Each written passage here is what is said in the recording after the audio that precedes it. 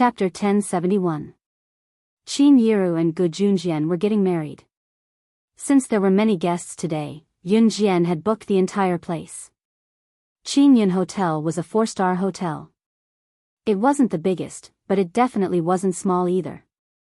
At least the tables and chairs in Qin Yun Hotel were enough to accommodate all the big shots from all over the world, including Qin Yiru and Gu Junjian's relatives and friends, as well as some villagers who had kindly come to help with Qin Yiru's wedding. Currently, the 3 most important teams in Gu Sha mercenaries were the intelligence team, the assassination team, and the investigation team. Diana, Phantom Flame, and Phantom Lien were sitting at a round table with only bowls and chopsticks on it. The 3 of them were playing cards together in front of a round table with no dishes served.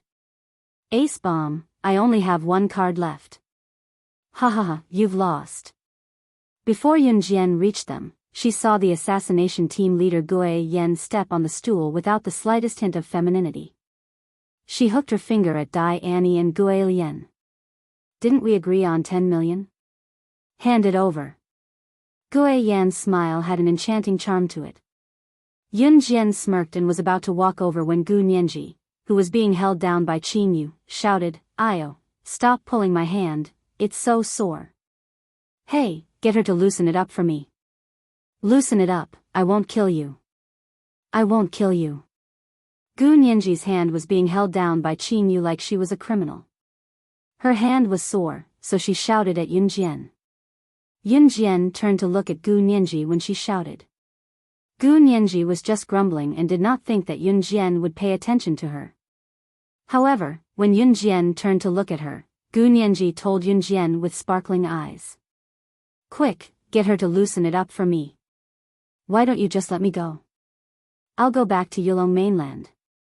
At most, I'll return the notice to the people on the wind cloud list and tell them that I won't kill you. I won't accept this mission. Can you do it? Hee hee, look at how cute I am. Let me go." Gu Nianji pouted and pretended to be pitiful. If people who didn't know the situation saw Gu Nianji like this, they might think she was innocent. "Let you go?" Yun Jian narrowed her eyes and smiled slightly. Under Gu Nianji's expectant gaze, she walked over and gently patted her little face. "Yes, yes, yes." Gu Nianji nodded her head up and down like a little rattle drum. "Let you go? That's impossible, my cute little captive," Yun Jian said with a smile as she gently pinched Gu Nianji's tender cheeks. Not long after he finished speaking, a group of people walked in through the door. Teacher Lu, who had been ignored by Yun Jian, was also with this group of people.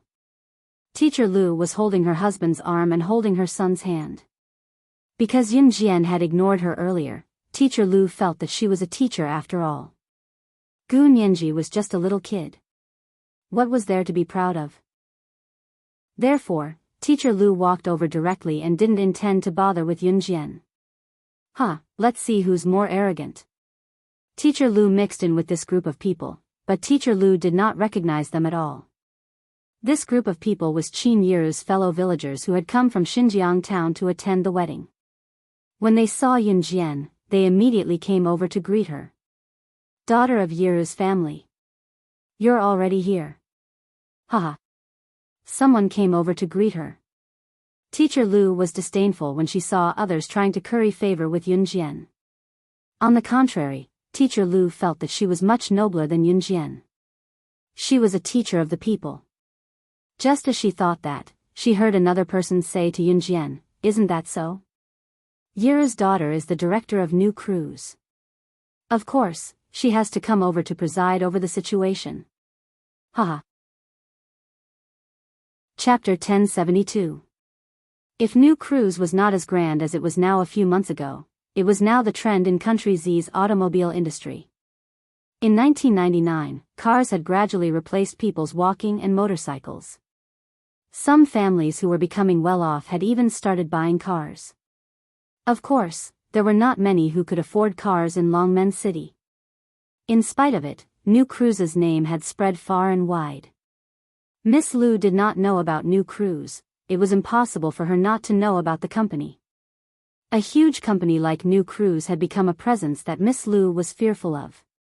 Therefore, when she heard that Yun Jian was new cruise's director, Miss Lu let go of her husband and son's hands almost instinctively and jogged toward Yun Jian.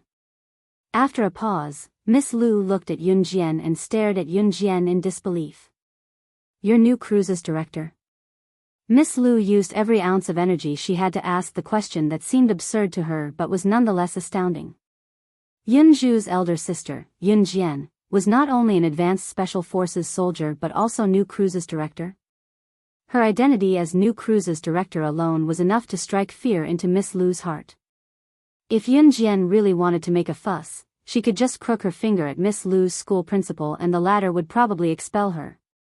In the real world, the winner was king while the loser was a bandit. It was an unchanging law. Therefore, when Miss Lu learned that Yun Jian was new cruise's director, she changed her attitude toward Yun Jian right away. This. Sister Yunju, I didn't expect you to be so capable. Miss Lu said with a fake smile. Yun Jian had already seen through it. She had planned to ignore Miss Lu at the hotel entrance, and when she saw her just now, Miss Lu had pretended to be arrogant to ignore her and give her a hard time. However, when she heard that Yun Jian was new cruise's director, Miss Lu was stunned and rushed up to Yun Jian to express her goodwill. To be honest, Yun Jian disliked people like Miss Lu very much. However, before Yun Jian could speak to Teacher Lu, another mocking voice was heard. However, this mocking voice was even more ear-piercing than Teacher Lu's. Haha. Could this be the legendary grand wedding? This was a female voice that was even more boastful and arrogant than Teacher Lu's. Or rather, compared to Teacher Lu, this female voice was even more luxurious. It was the kind of noble aura that could only be felt from a real lady. Yun Jian didn't need to turn around to know that the voice belonged to Gu Xian's biological mother, Hua Yun. Gu Xian had already returned to China. He was still at Gu Yunjian's house and planned to come over with his bride, Qin Yiru. Ever since Hua Yun divorced Gu Junjian and got together with Hu Chaochuan, she had been dressing up like a rich lady every day. She was very arrogant. All of this was because Hu Chaochuan had an uncle who was an international big shot. At this moment, Hua Yun was strangely similar to Miss Lu. She was holding her husband, Hu Chaochuan, with one hand and her son, Hu Qixiang, with the other as they walked over. However, compared to Miss Lu, who was a fake rich lady, Hua Yun's every move was more like a real rich lady's. Just as she reached Yun Jian, Hua Yun spoke to Yun Jian impatiently, "Tsk.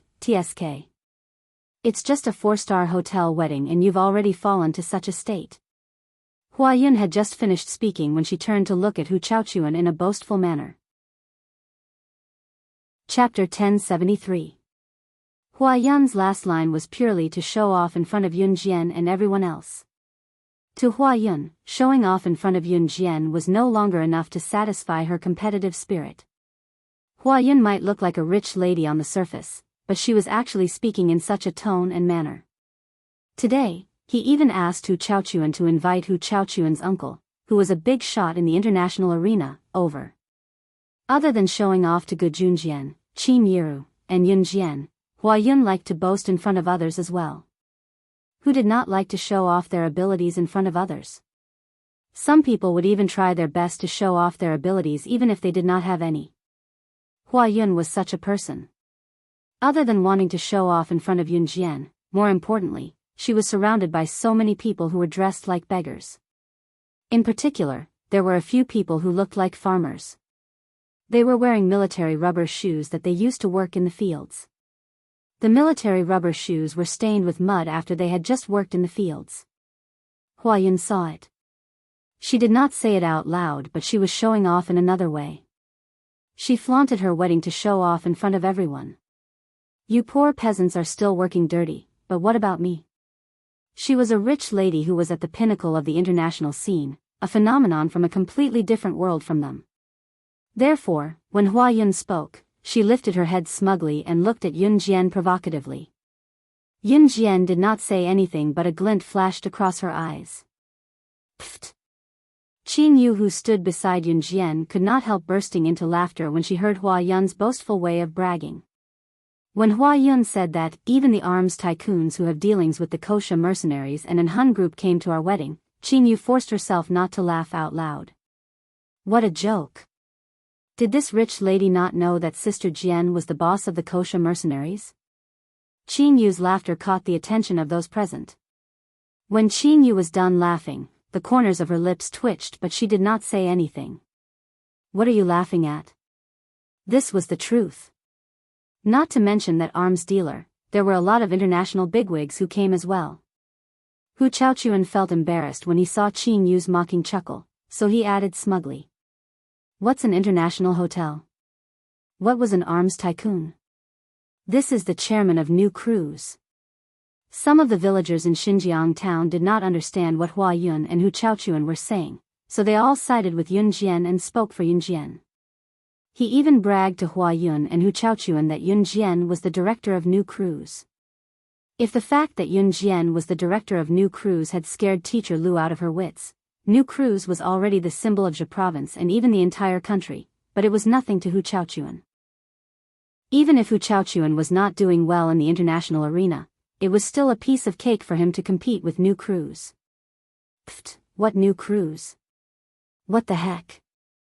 How can this be compared to my husband's company? You bunch of country bumpkins, don't you know what international means? Ha ha ha.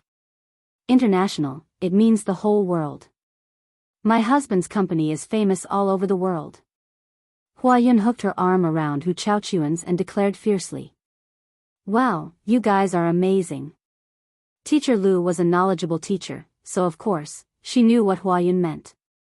Before Yun Jian could finish, she had already decided to side with Hua Yun without even looking at her.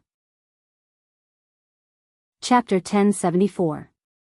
Miss Lu was already disgusted by Yun Jian's indifference toward her. She did not plan to be rude to Yun Jian, but after learning that Yun Jian was New Cruise's director, she had to be rude to Yun Jian again. In spite of it, Miss Lu switched sides when she found out that Hua Yun and Hu Chaochuan were much more capable than Yun Jian. You guys are amazing. It's an international company. Oh my god. Teacher Lu moved closer to Hua Yun and tried to reach out to touch Hua Yun as she spoke. It was as if she wanted to express her goodwill. Hello. I'm a teacher from an advanced primary school in Longmen City. If it's possible, can we be friends? Miss Lu went up to her shamelessly. However, before his hand could touch Hua Yun's body, Hua Yun glanced at Teacher Lu in disdain. Stay away from me. Country bumpkin. When Miss Lu extended her hand, she felt like she was a rich madam too. She had a feeling that she would become an enviable rich madam as well once she befriended Hua Yun. However, he was stopped by Hua Yun's disdainful voice just as he was about to do so.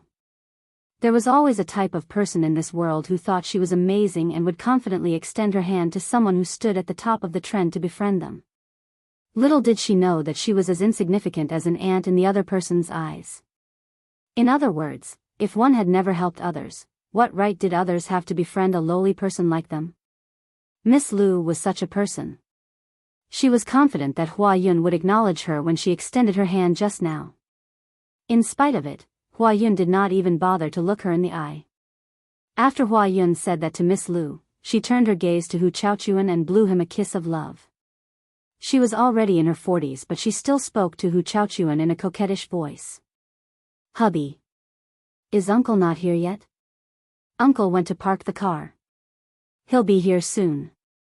Baby, wait a little longer. Don't rush. Hu Chaochuan patted Hua Yun's butt and said wickedly. Just as he finished speaking, everyone saw a strong and sturdy man walk in through the door. This man was probably in his 50s, close to his 60s, but from his appearance, he didn't look old. At most, he looked like he was in his 40s. This was Hu Chaochuan's uncle, Hu Badian. Hu Badian was from country Z, but he had worked hard overseas.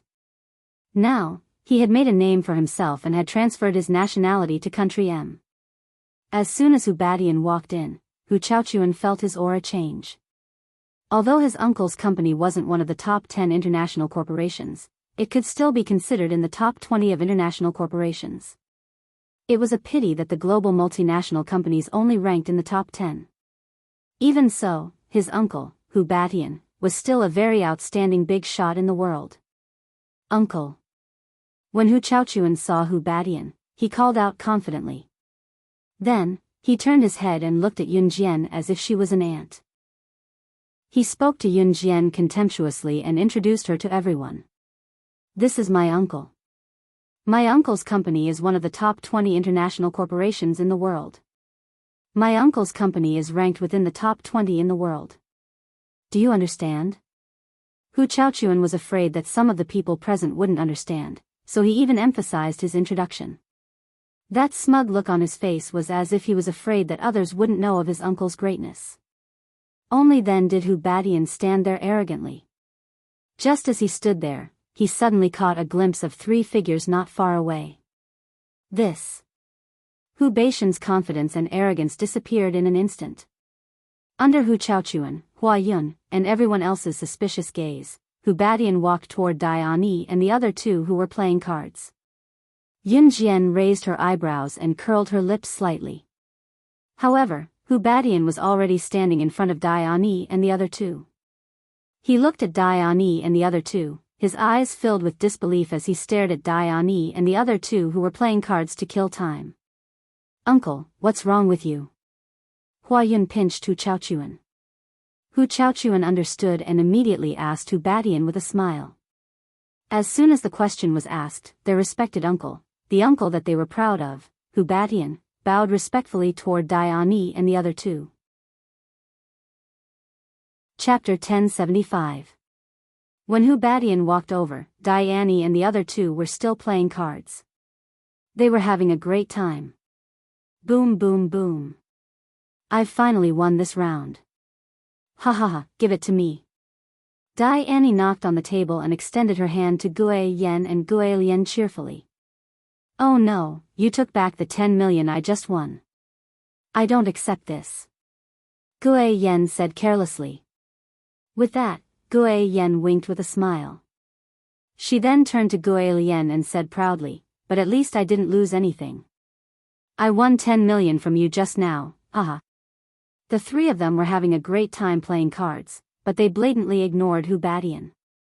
It was not as simple as ignoring them. Hu Batian even walked up to them and bowed respectfully, speaking to them in a respectful tone. However, Dai Ani and the other 2 did not even bother to look at Hu Batian. Hu Batian was like a lump of air. He was blatantly ignored. Not far away, the crowd felt their hearts clench. Especially those who were shocked by Hu Chaochuan's bragging about his uncle Hu Batian's aura. Hu Chaochuan said that his uncle Hu Batian's company was among the top 20 in the world. What kind of concept was that? If New Cruise was already one of the top companies in Jia province and had a global presence, then Hu Batian's company was an internationally renowned existence. The 2 of them could not be compared at all. Meanwhile, someone like Hu Batian was not someone the crowd could meet even if they wanted to. Therefore, when Hu Batian, who everyone thought to be extremely powerful to the point where he was unrivaled, actually waved his hand respectfully in front of Dai Ani and the other 2, he did not receive any response from the 3 of them at all. Everyone present was stunned and terrified. A big shot like Hu Batian should have people passing him cigarettes wherever he went. However, in front of Dai Ani and the other 2, not only did they ignore Hu Batian, they even blatantly ignored him. Could it be that the 3 of them were even more powerful than Hu Batian? The crowd could not figure it out. Ms. Lu's family and the villagers from Xinjiang town might not know what the Kosha mercenaries were. However, Hua Yun and Hu Chaochuan knew very well what kind of status the Kosha mercenaries had in the world. Therefore, when they heard their uncle Hu Batian's words, Hua Yun and Hu Chaochuan were so shocked that their faces turned pale. Why were the Kosha mercenaries here? Uncle, why is the boss of the Kosha mercenaries here? Hu Chaochuan's expression was terrible. He leaned closer to Hu Batian and asked softly. However, before Hu Chaochuan could finish his question, Hu Batian shot him a glare, indicating for him to keep his mouth shut. Then, Hu Batian took a step closer to Dai Ani and the others. Hu Batian's signature smile appeared once more as he took a step closer to Diana and the others. Then, he respectfully asked, "What brings the 3 of you to a small place like this today?" This respectful greeting still did not receive a response. Diani and the other two continued to play cards when they were needed. When the crowd saw this from afar, they had a feeling that the three of them had a powerful background. Chapter 1076. As soon as Yunjian finished speaking, everyone present widened their eyes and looked at her. Especially Hua Yun, Hu Chaochuan, and Hu Badian. The three of them knew the identities of Diana and the other two. They were the three team leaders of the Kosha mercenaries executive team.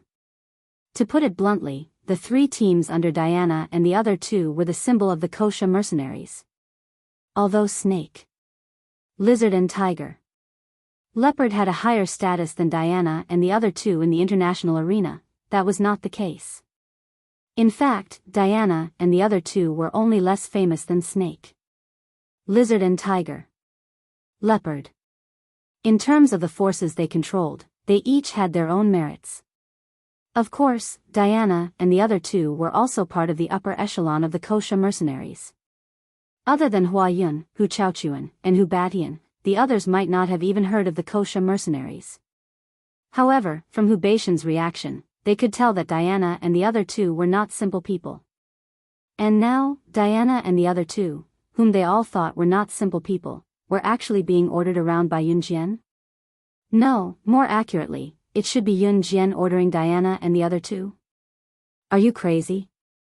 Do you know who they are? How dare you speak to them like that? If you want to die, don't drag us down with you. Hua Yun was so frightened that she almost knelt on the ground. Yunjian actually dared to order Diana and the other two. They were the three team leaders of the Kosha mercenaries executive team. Although she did not know why these three super important people were here, Hua Yun was terrified. In spite of it, Hua Yun was scared out of her wits because she was afraid that Yunjian would infuriate the three important figures by speaking to them in such a tone. If that happened, it would be Yunjian who caused everyone here to die. This was the fate of those who angered the Kosha mercenaries. Hua Yun lowered her voice so that Diana and the other two could not hear her and spoke to Yunjian in a low voice. After Yunjian finished speaking, Hu Chaochuan also spoke in a threatening tone to Yunjian, "You better watch your tone. How dare you speak to the Kosha mercenaries in such a tone, you?" Hu Chaochuan had just whispered these words to Yunjian, but before he could finish his threat, Lin Yiqian heard his voice. Keep it, keep it, keep it. Which one of you started this? How dare you play cards so leisurely in this place? Sister Jian has spoken, what are you waiting for? Before Hu Chaochuan could finish his sentence, Diana threw her half-finished cards on the table and snatched the cards from Ghost Flame and Ghost Flame's hands, speaking as she continued to play. I wasn't the one who started it. It definitely wasn't me. Gue Yen and Gue Lian spoke at the same time. As soon as they finished speaking, they looked at each other and stood up with a whoosh. They rushed towards where they needed help. It was as if they were trying to atone for their mistake. Hu Chaochuan was about to point out Yunjian when he was halfway through his sentence. When everyone saw this shocking scene, they were all dumbfounded. Diana stood up as well and turned to Yunjian with a smile. Sister Jian, I'll go too. As soon as he finished speaking, Diana also chased after Gue Yen and Gue Lian to help. It was as if she was afraid of being scolded by Yunjian again. Everyone was dumbfounded. Yunjian merely raised a brow. The trio did not even bother with Hu Badian, the director of one of the top 20 multinational companies in the world. They did not even bother to look them in the eye. Why were they so afraid of Yunjian, though? Everyone frowned in confusion, not knowing what to do. Chapter 1077. It was only when Diani and her friends disappeared from their sight that the crowd snapped back to reality. Miss Lu held her son with one hand and her husband with the other. Judging from her expression, she was still at a loss. What was Kosha mercenaries? Miss Lu and the rest of them were clueless about the situation. In spite of it, it was not hard to tell from the trio's reaction that the Kosha mercenaries were an impressive existence. Miss Lu might be able to understand the meaning of mercenary group. However, the people standing around were farmers from Xinjiang town. Some of them had not even gone to school. How would they know the meaning of mercenary group? While everyone was still wondering why Diani and her friends had addressed Yun Jian as Sister Jian, the trio's faces had turned pale. Hu Batian and his friends were pale with fright. You know them? They were so obedient to her just now. Hua Yun's eyes widened in fear as she watched the scene before her. She was shaking from the shock. Who? Yun Jian turned away nonchalantly with a smile, asking despite knowing the answer.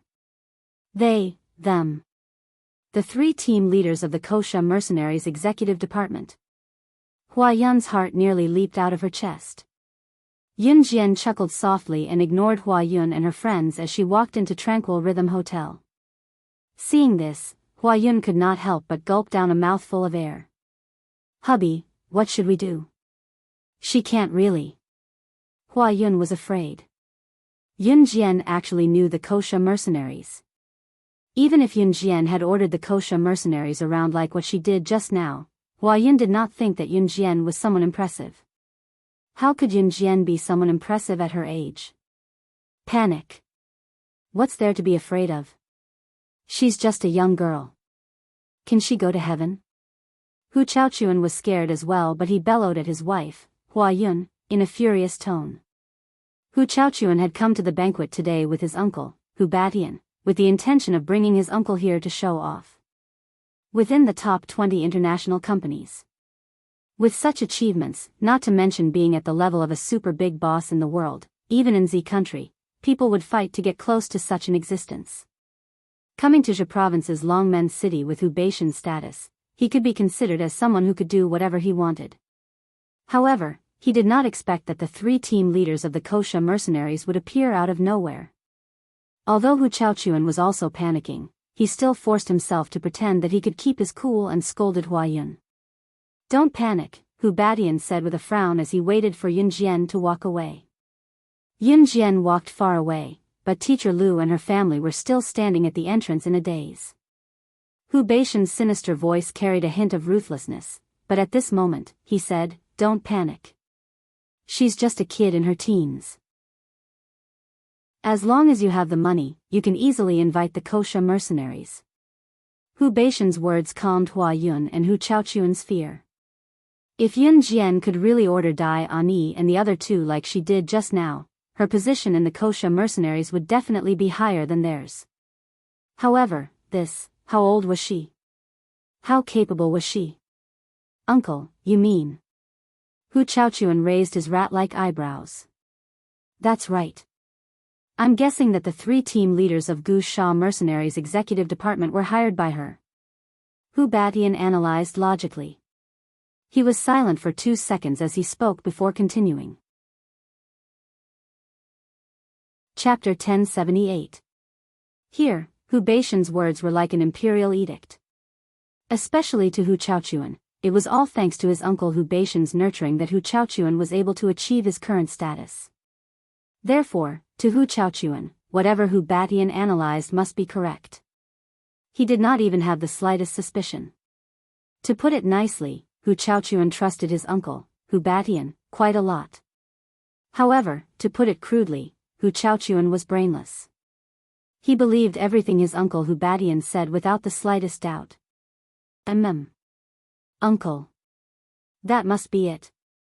I was wondering why the leaders of the 3 executive departments of Kosha mercenaries would listen to that kid so much. So this is the reason. Hu Chaochuan nodded confidently. Kosha mercenaries was a mercenary group. Mercenaries meant that if you paid them to do something, they would accept the mission, be it murder, investigation, counter-investigation, or assassination, as long as the amount was met. When they found out that Yun Jian was the director of a rather reputable company in Longmen City called New Cruise or something, Hu Chaochuan and Hu Batian were both stunned. Knowing this, Hu Chaochuan and Hu Batian both thought in unison. Yun Jian must be something to be able to run New Cruise at such a young age.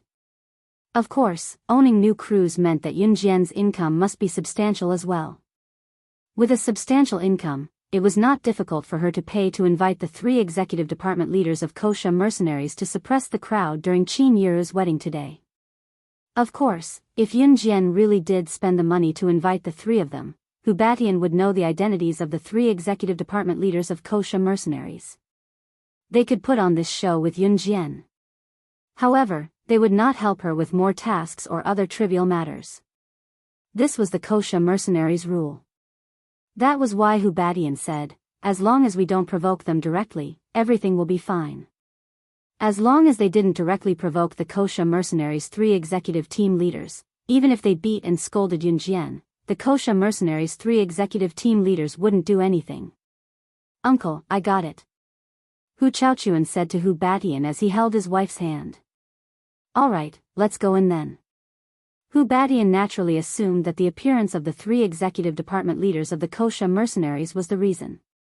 So, he led Hua Yun and Hu Chaochuan into the hall. Inside the Clear Rhythm Hotel, the guests were gradually entering through the main entrance. Of course, those who came were Qin Yiru or Gu Yunjian's relatives and friends. As for the international bigwigs that Yun Jian had invited, they had yet to appear. Yun Jian kept an eye on Dai Annie and her friends throughout the process as they helped Yun Yi. It had been a long time since Diane and the other two had done such hard work. They had to set up the wedding ribbons in the middle of the wedding ceremony, as well as place the wedding candies that the guests would take away after they finished their dinner on the seats.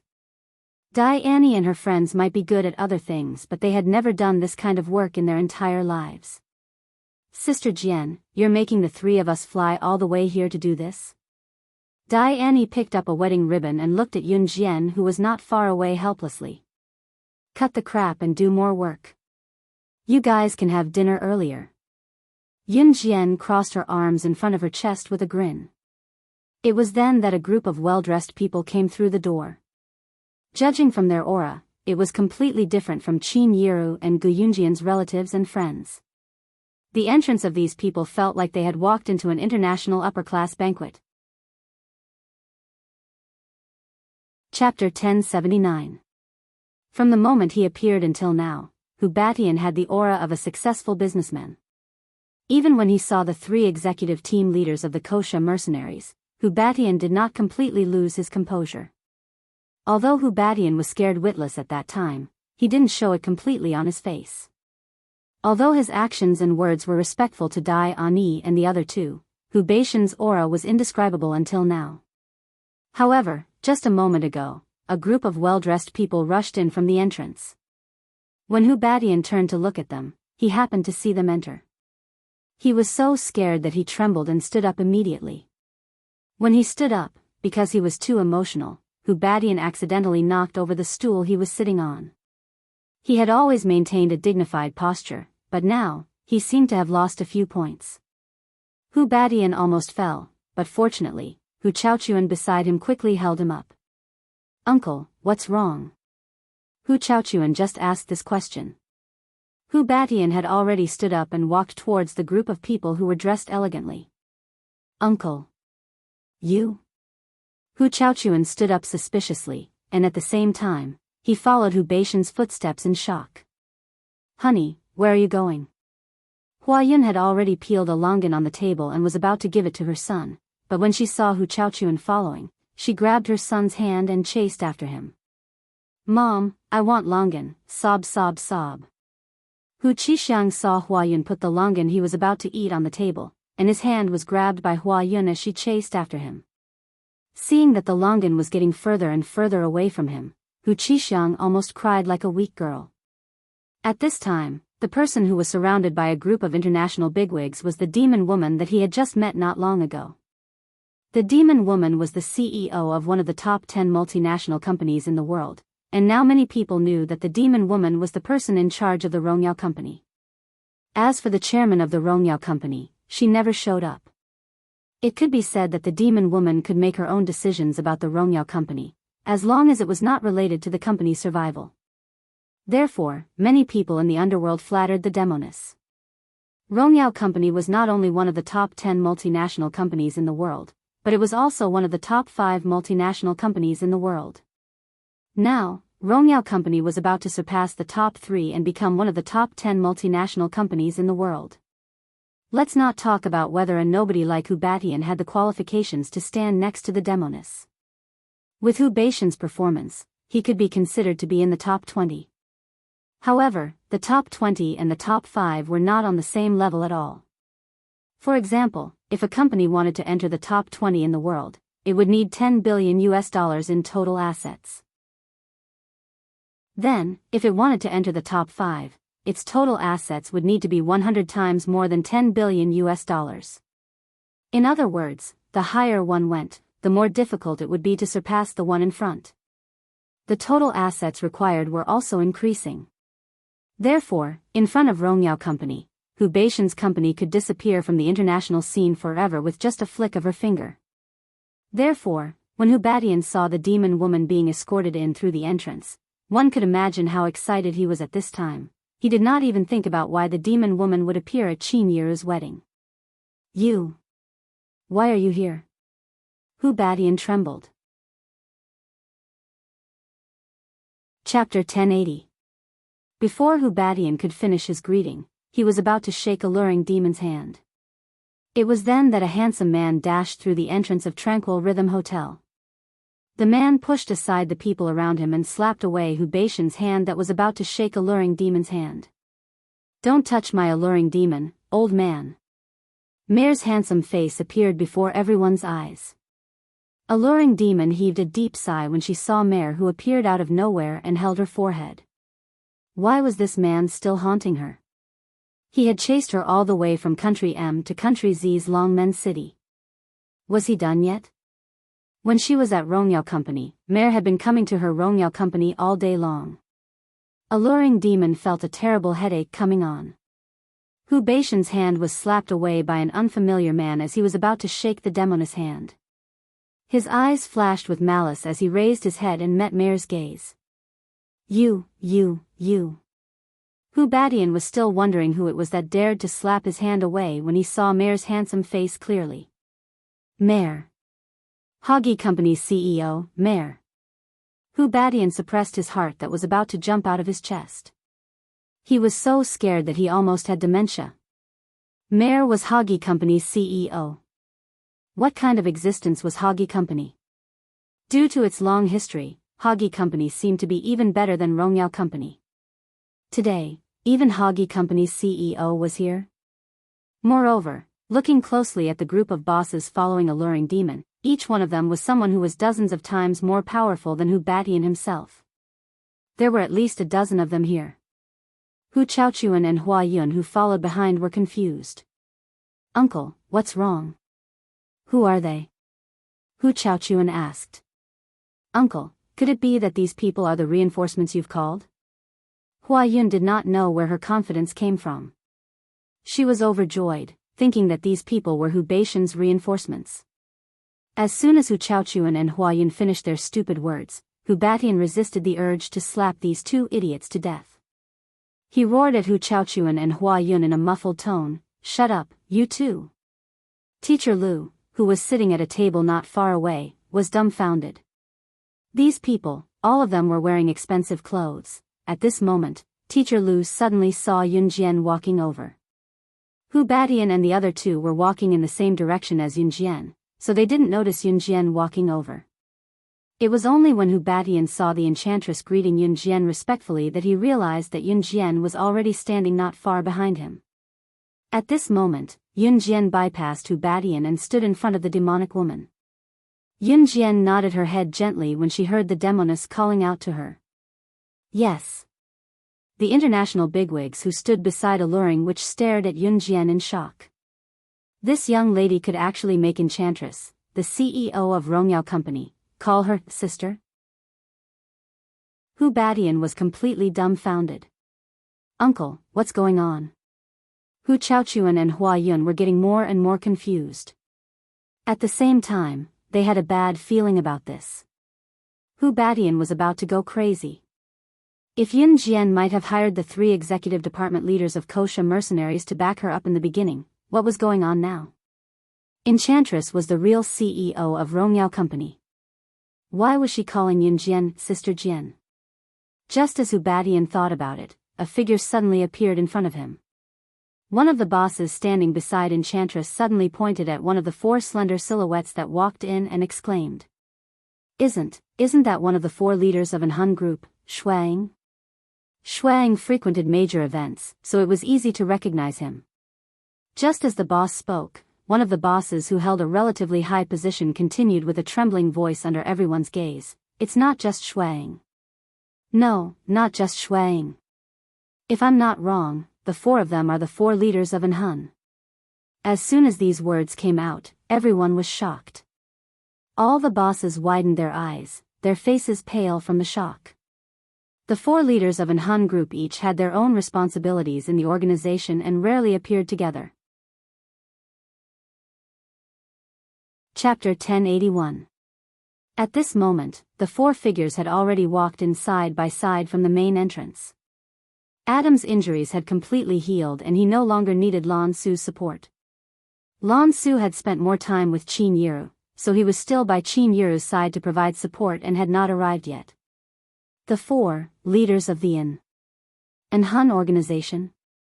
Compared to the group of big shots around him, Hu Baishan's heart was filled with a sense of horror, as if 10,000 horses were galloping past him. Why? How could it be? The 4 leaders of the an Han organization were all here to attend Qin Yiru's wedding?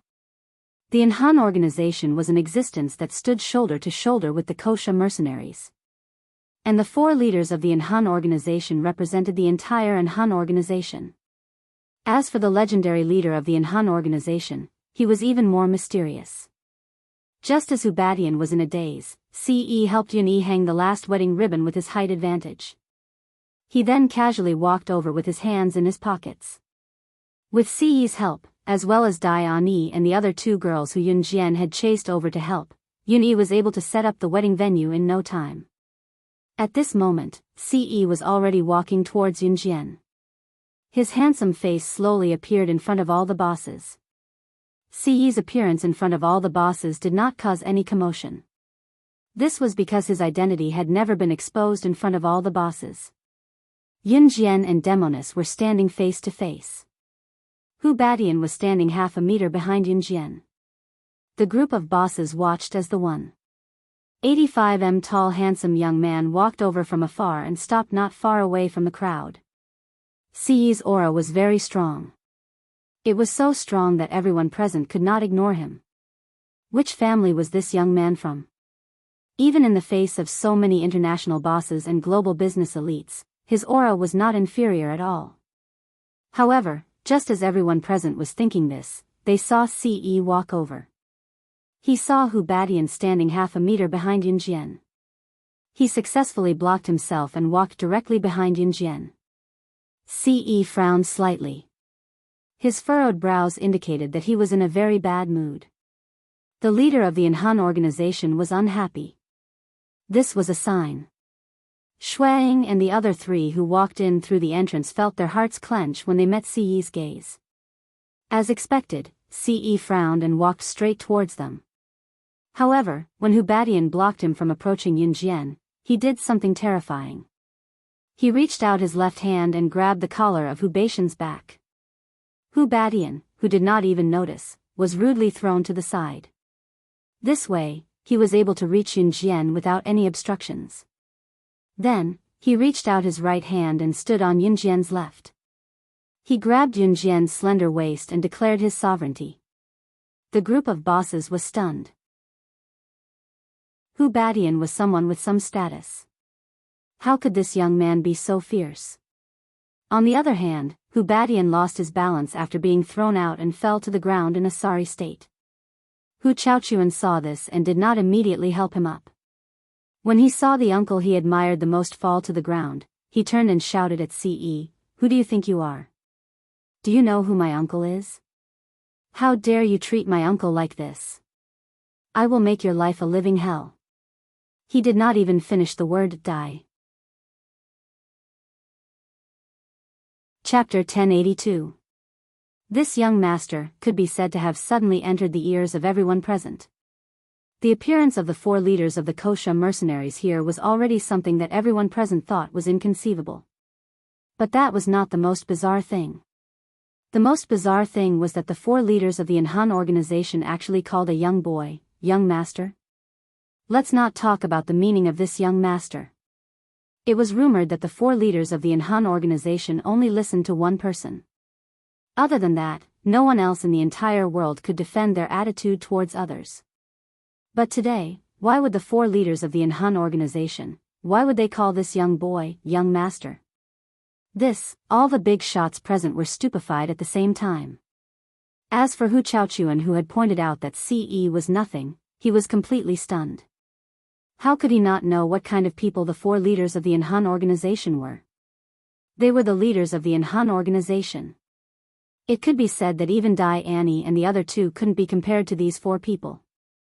Not only did the 4 of them appear here at the same time, but more importantly, they called CE, the young boy who had just pushed his uncle down, as young master. What did this mean?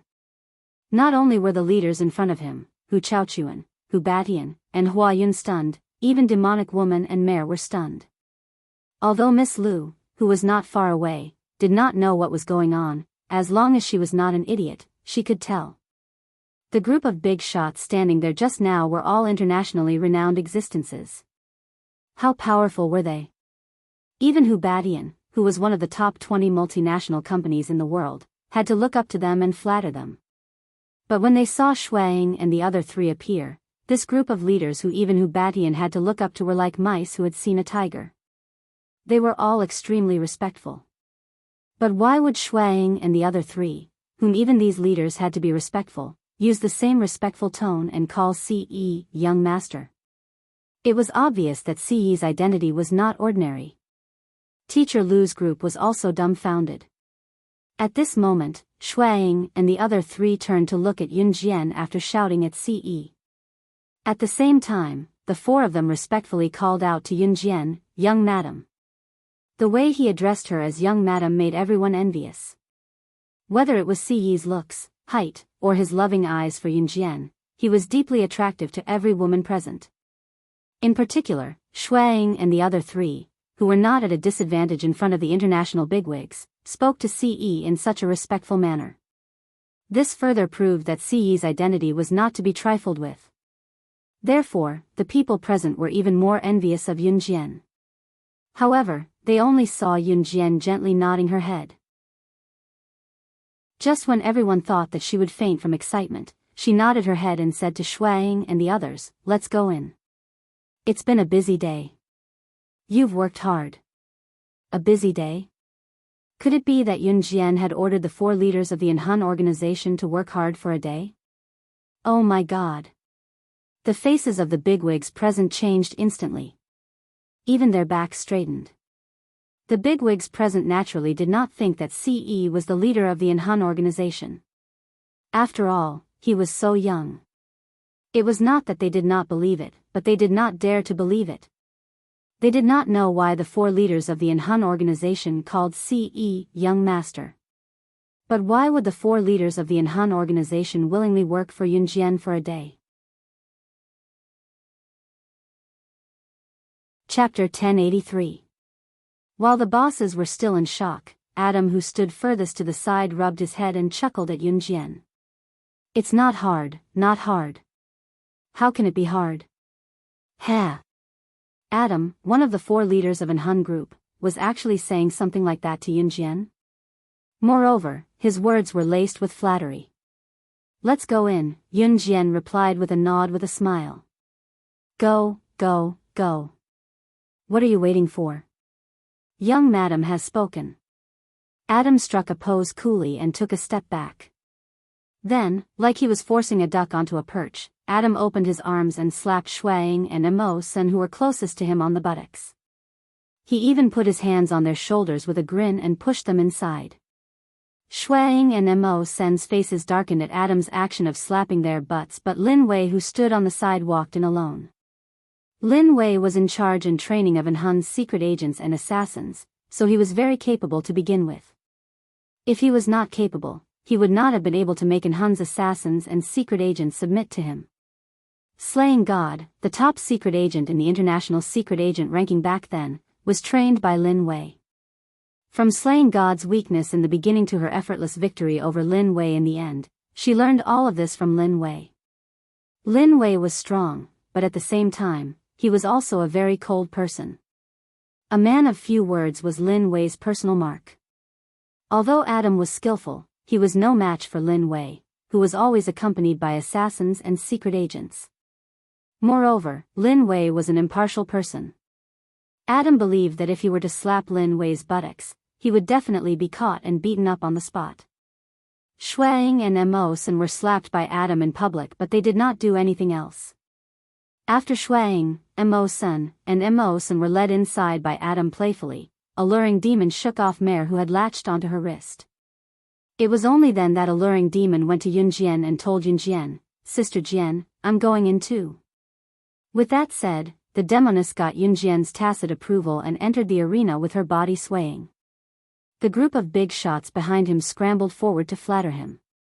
Although Mare smiled helplessly after being shaken off by the demoness, he still chased after her with his long legs. Hu Badian, who had been dragged away by Ce, had already been helped up by Hu Chaochuan and Huayun. "Uncle, could it be that all these people today were hired by her?" Not only was Hu Chaochuan short and fat, more importantly, he was brainless. When he saw this group of people heading inside noisily, he immediately recalled the time when Dai Annie and the other two had appeared.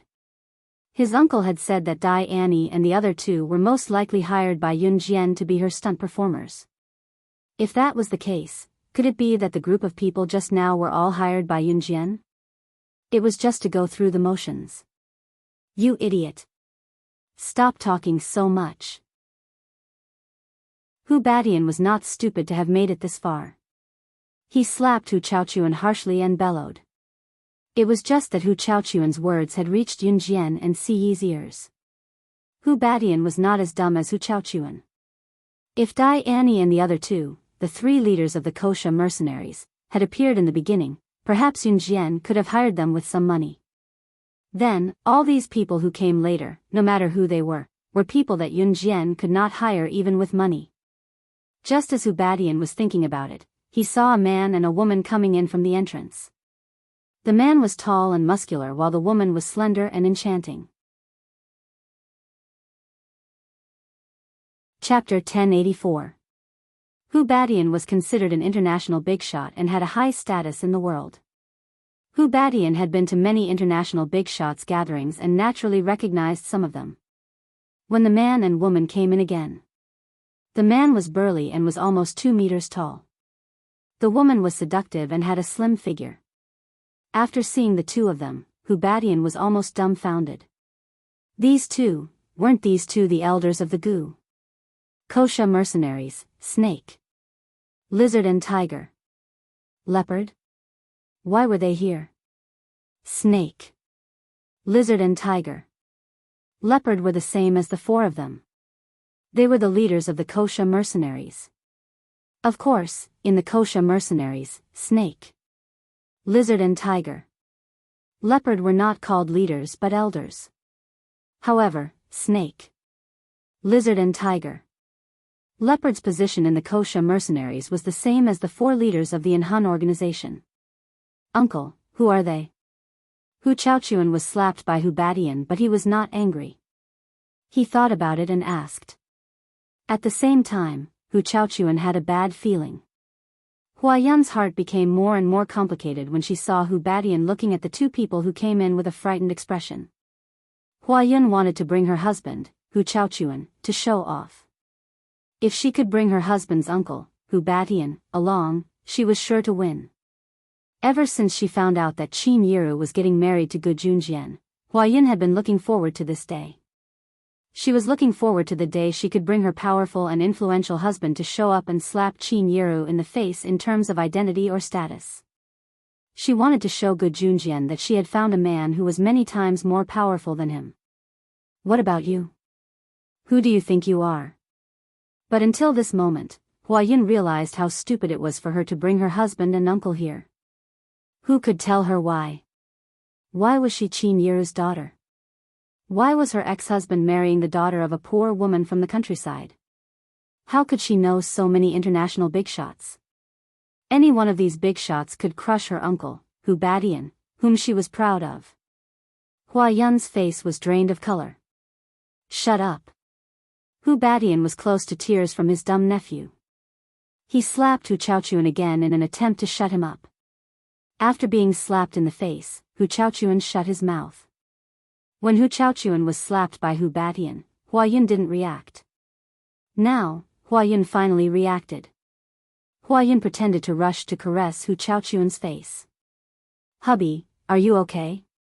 Oh my, it's all red." As soon as she finished speaking, Huayun caught a glimpse of her respected uncle, Hu Batian, running towards the snake. Lizard and tiger. Leopard like a pug. "You. Why are you two here?" Hu Batian lowered his head and asked cautiously. When the surrounding people heard the sound, they all looked over and were extremely surprised at the same time. Hu Batian looked at Hu Blooked at Hu Baishan's faces and looked at Hu Blooked's. Sister Jian. Both of them greeted respectfully when they stood in front of Yun Jian, just like the others before them. Go on in." Yun Jian nodded naturally.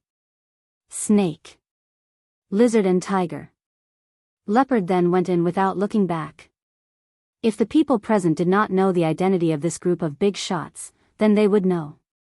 Hu Batian would have the urge to kill himself right now. Of course, he knew. It was not a big deal for one or two of these big shots to come. Why were these people, both of them addressing Yun Jian as Sister Jian? They were led by the Kosha mercenaries. Snake.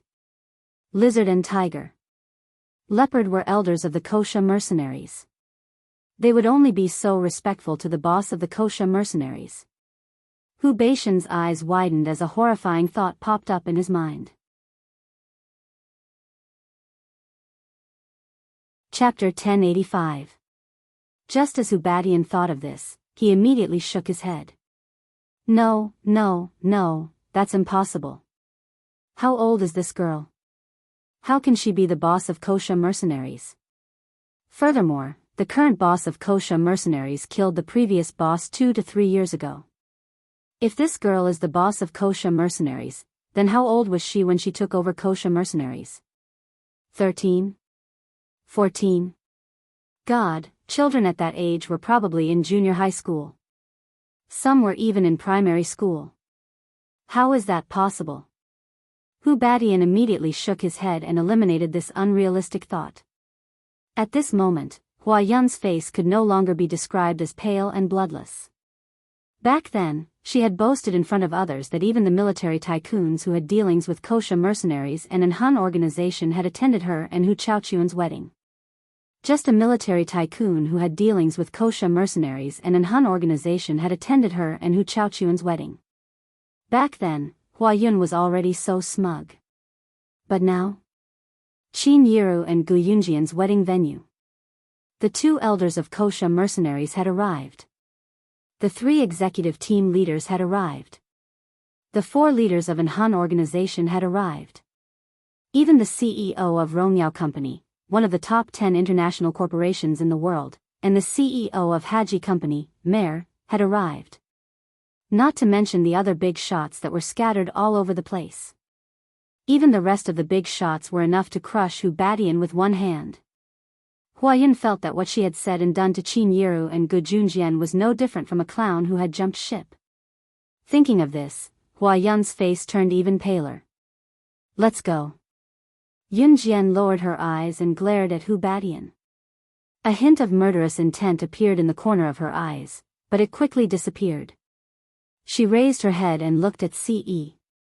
Then, she held his hand and quickly left the place. Apart from the group of big shots who had appeared earlier, the identities and statuses of the people who had appeared later were obviously much weaker. However, it caused a storm among Teacher Lu's group.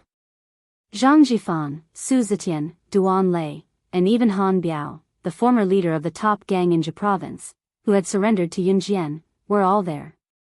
This group of people was known to Teacher Lu and the others, but they had never been qualified to come into contact with them. Although they were not as powerful as the previous big shots, they were enough to frighten Teacher Lu and the others. In fact, Teacher Lu and the others did not know the identities of Snake, Lizard, Tiger, Leopard, and the others. Of course, Teacher Lu and the others did not dare to imagine their identities. After all, people like Zhang Jifan and Su Zetian were not people that Teacher Lu and the others were qualified to interact with. If Yun Jian did not act as an intermediary, Teacher Lu and the others would not have the qualifications to meet Snake, Lizard and the others. They would never imagine the existence of this group of people. The process of the wedding was still according to the customs of the countryside. However, in terms of class, it was very different from the usual way of marriage in the countryside. This was because Qin Yiru and Gu Junjian were getting married in a hotel today. Hu Batian, Hu Chaochuan, and Hua Yun braced themselves and found a seat. They did not leave immediately. After all, if they did not finish their meal before leaving, Hu Batian would be too ashamed to stay in the underworld if word got out. Today's wedding ceremony was more like the Western process. When everything was over, it was almost 6:30 p.m. The people present were more or less done eating. This group of big shots had all come directly. They had not given Qin Yiru any money before this. Later on, with Snake, Lizard taking the lead, the group of big shots swarmed up and gave Qin Yiru money in front of Yun Jian and everyone present. Chapter 1086. This red packet was very thin, so thin that it was as if there was no money in it. Adults usually gave red packets to others, starting from 1 or 200 yuan. Some even gave thousands. Of course, it varied from person to person. Rich people gave more, while poor people gave dozens of yuan. Just now, in front of everyone, Snake, Lizard's group was being praised to the sky. Even Hu Batian, who was in the top 20 global multinational companies, was far from it. Everyone present was thinking about it. You're so rich, but the thickness of the red packet can't be seen. In other words, how much money could there be in this thin red packet that looked like it didn't contain any money? It couldn't be only 100 yuan, right? 100 yuan was considered quite a lot among the gifts that the commoners gave each other in 1999. But Snake, Lizard's group was different. They were international big shots. How awesome were they bragging one after another just now? Yang Xiaochun, who was sitting at the dining table not far away from the wedding ceremony, couldn't hold it in any longer. She had watched from beginning to end just now. She didn't dare to say a word when she saw Snake, Lizard's group of big shots being more powerful than the other. Yang Xiaochun didn't say anything, but it didn't mean that she wasn't envious or jealous. On the contrary, she was envious to death, but she knew that she couldn't get a word in at that time. But this time, it was different. This big shot, who was so awesome when she appeared just now, actually gave a red packet that was so thin that the bottom couldn't be seen. How much money could there be in it? 100? Pfft. Ordinary people could afford a red packet of 100 yuan. This group of people, who were bragging so much just now, actually only gave a red packet of 100 yuan. Since they didn't have money, what were they bragging about just now? That was the thought of everyone who was watching the battle. But only Yang Xiaochun would stand up and point it out if she didn't like it. Pfft. Your red packet is so thin. Is there money in it? Yang Xiaochun's words carried a strong taste of a village gossipy woman, and her words were quite unpleasant. Just as she finished speaking, Yang Xiaochun continued, "Weren't you all quite awesome just now? Why are you so stingy when it comes to giving red packets?" As soon as Yang Xiaochun finished speaking, the joyous atmosphere around them dropped a few degrees. Some people even pulled Yang Xiaochun's clothes to stop her from talking like that. But Yang Xiaochun ignored him. Yun Jian narrowed her eyes. She raised her eyebrows, but her eyes were filled with murderous intent. "Xiaochun, don't say that. This is just a small token of appreciation from the children. I'll be too embarrassed to accept it if it's too much." Qin Yiru knew that the gift money was for good luck, so she took the red packet from Snake, Lizard's hand and said, "If Snake, Lizard gave her too much money, Qin Yiru would be too embarrassed to accept it." Qin Yiru accepted the red packet because Snake, Lizard gave her a small amount of money. Then, the group of big shots gave Qin Yiru red packets one after another. But the strange thing was that these red packets were so thin that he didn't know if there was any money inside. Qin Yiru's words just now made Yang Xiaochun even angrier. She directly rushed up to Qin Yiru and said, "Qin Yiru, let us see the big red packets given by these big shots. We're all looking forward to it." Yang Xiaochun gritted her teeth and said. In fact, she was thinking in her heart, what kind of big shots are they? They can't even afford a small red packet. As she said that, Yang Xiaochun even reached out to snatch Qin Yiru's red packet and opened it directly. Hey! Qin Yiru didn't even have time to stop her. Yun Jian looked coldly at Yang Xiaochun and said to Qin Yiru, "Mom, let her open it." Yang Xiaochun didn't care. She quickly opened Snake Lizard's red packet at the bottom. When she took it out, she took out a black card. Yang Xiaochun was stunned. She didn't know what this black card that looked like a bank card was. Yun Jian's voice came from behind. This is a black card. It's the highest black gold version of the Centurion series charge card launched by M Country's American Express in Y Country this year. The credit limit is about 2 to 10 million. Chapter 1087. Snake. Lizard's group came here today, so they naturally prepared the money. However, it was different from ordinary people's red packets, and then put a few hundred yuan in the red packet. When they made red packets, they usually put cards in them. Yang Xiaochun snatched the red packets from Qin Yiru's hands, and took out the black card from Snake Lizard's red packet at the bottom. She was still somewhat at a loss. First of all, Yang Xiaochun was just a rural woman, and her knowledge was not broad. Therefore, in her opinion, when people gave others money, there had never been a case where they directly put the bank card in it. After all, the bank card was generally controlled by the person themselves, and no one would give all of their control to others. Second, in 1999, the black card had just been introduced. Generally, the black card did not have a limit, and the black card that Snake Lizard gave Qin Yiru had a credit limit of $88 million. In other words, the black card system had just been introduced, and it was not surprising that a woman like Yang Xiaochun did not know what a black card was.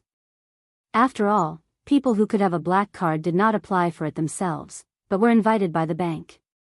In today's world, there were very few people who could be invited to apply for a black card.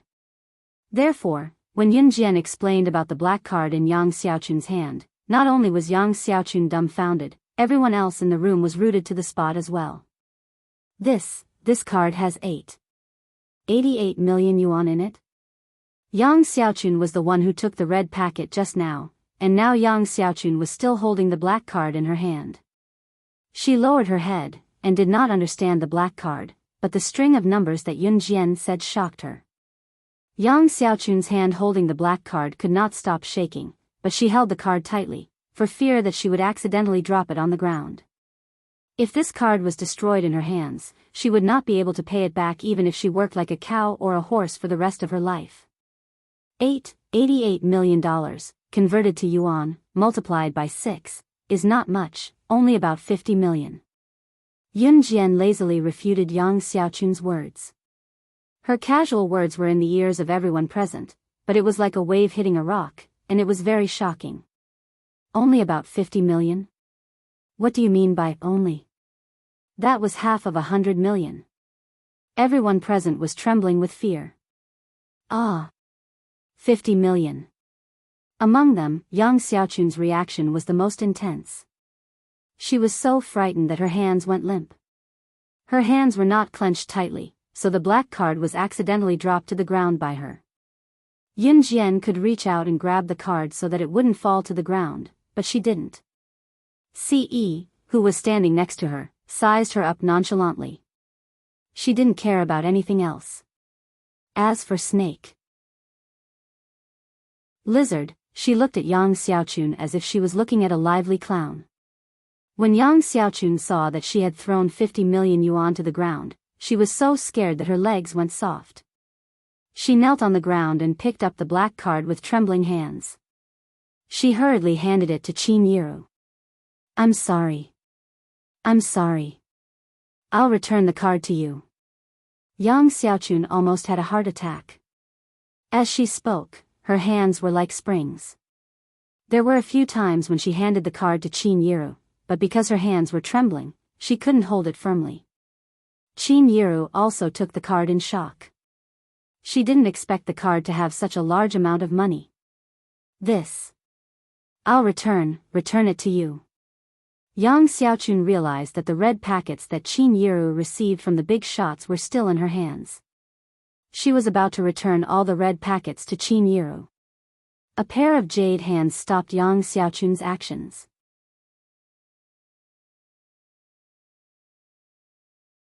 Chapter 1088. When Yun Jian said that, her voice was terrifyingly cold and there was a frightening glint in her eyes that could strike fear into anyone. Yang Xiaochun's hands went limp.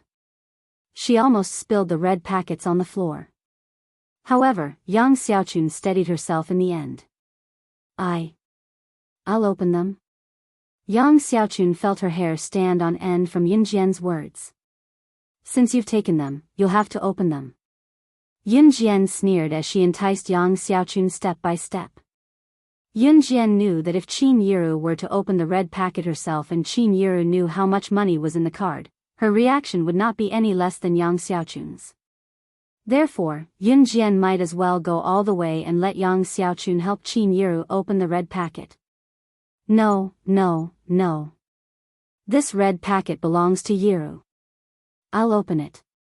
I can't accept this. Yang Xiaochun had been scared to death by the black card. She didn't dare to open the red envelope again. She didn't want to open a few more black cards. However, Yang Xiaochun did not know that the black cards were not owned by all the big shots present. In 1999, the black card system had just been introduced. Other than the top people who owned the black card, even some of the international big shots were not qualified to own it. Of course, even if these international big shots were qualified to own the black card, they would not give it away like Snake. Lizard had done. After all, the black card represented a noble status. Those who were qualified to own it would not give it away.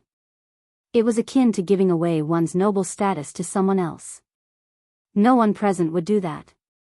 Of course, other than Snake. Lizard. To Snake. Lizard or the Kosha mercenaries, getting a black card was a piece of cake. However, this was not what attracted everyone's attention. Instead, it was Yang Xiaochun who said that she was too embarrassed to open Qin Yiru's red packet. If you're too embarrassed to open it, why did you open my mother's red packet just now? Yun Jian crossed her arms and looked at Yang Xiaochun coldly. Only then did Yang Xiaochun realize that she had snatched Qin Yiru's red packet and opened it. She froze on the spot. Xiao Jian, it's fine. I'll do it myself, Qin Yiru spoke up when she saw that the situation was getting more tense. After saying that, she reached out and took the red packet from Yang Xiaochun's hand. Then, she asked Yang Xiaochun to quickly return to his seat. After all, it was a wedding. What they wanted was peace. Since Qin Yiru had spoken, Yun Jian didn't say anything. After Yang Xiaochun left the stage, Qin Yiru held the black card in her hand and tried to return it to Snake. Lizard. This card is too expensive. Auntie can't afford it.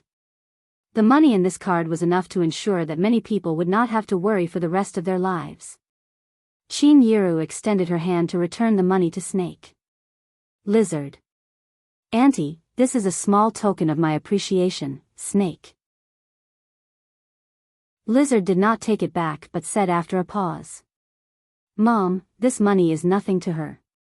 Just accept it, Yun Jian spoke up as well. Qin Yiru refused, of course. In the end, it was Gu Junjian who spoke up for Qin Yiru to accept it. Gu Junjian was already aware of Snake, Lizard and the others' identities. He already knew that Yun Jian was the boss of Kosha mercenaries, so he understood that this amount of money was nothing to Snake, Lizard and the others. Moreover, this was a token of his child's appreciation, so he let Qin Yiru accept it with peace of mind.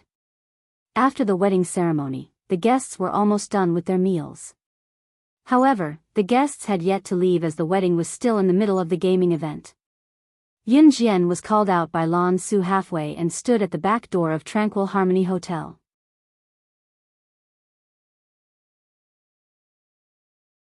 Chapter 1089. Looking at Yun Jian's questioning gaze, Lan Su was silent for a while before nodding.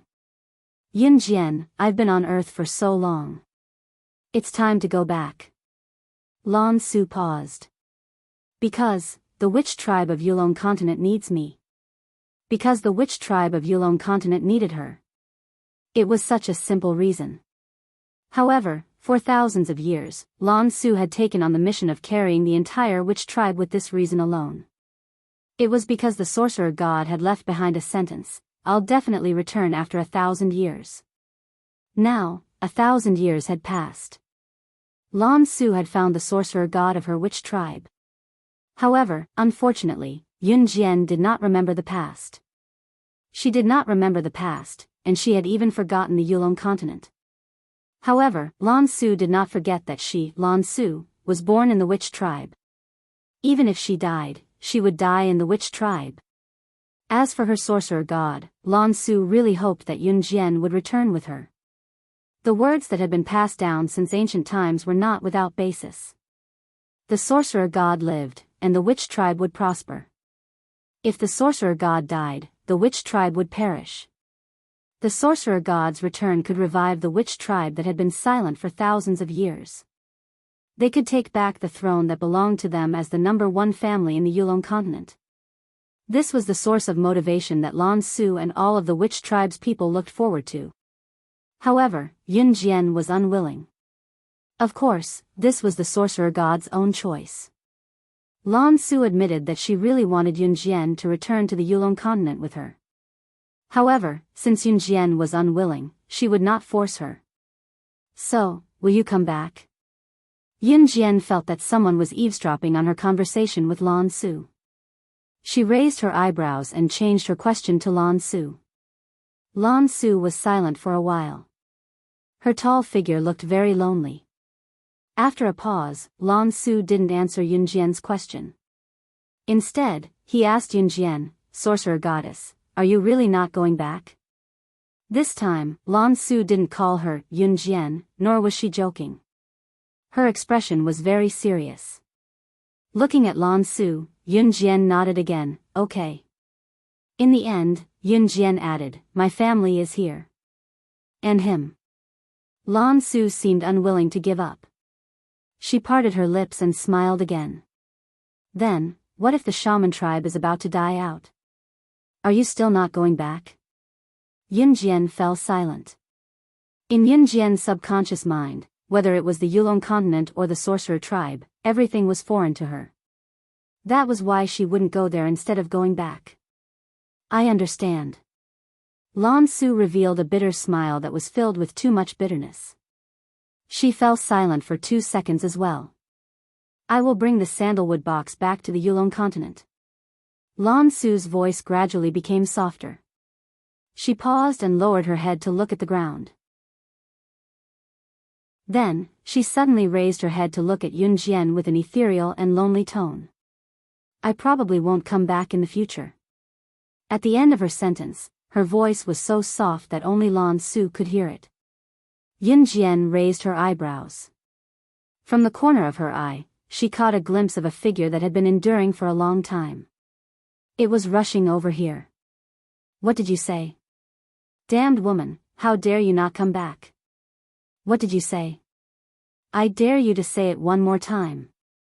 Just as Lan Su finished her last sentence and gently lowered her head to Yun Jian, a slender figure suddenly rushed out from the dark. There was a hint of dominance in this figure's vigor. The voice that came out of his mouth carried with it a hint of anger. Lan Su's eyelids twitched. She had just raised her eyes when she saw Yun Jian's innocent face, who looked like she was watching a show. When she turned her head again, she saw Adam's handsome face that looked like he was about to skin her alive. Chapter 1090. Yun Jian. Yun Jian, hurry up and save me, has he gone mad? Lan Su was shocked by Adam's rage. She thought that Adam had gone mad and hurriedly asked Yunjian for help. But when she turned around, she saw Yunjian standing at the same spot and blinking innocently at her again. Then, Yunjian actually turned around and walked towards the back door of Clear Rhythm Hotel, returning to the wedding ceremony venue in a flash. When she was about to walk through the door, Yunjian's back was facing her. She stretched out a slender jade hand under the night light and waved at Lan Su with her back facing her. Yunjian's action had the feeling of telling Lan Su to take care of herself. Lan Su couldn't help but swallow her saliva. Then, she was dragged to a corner by Adam.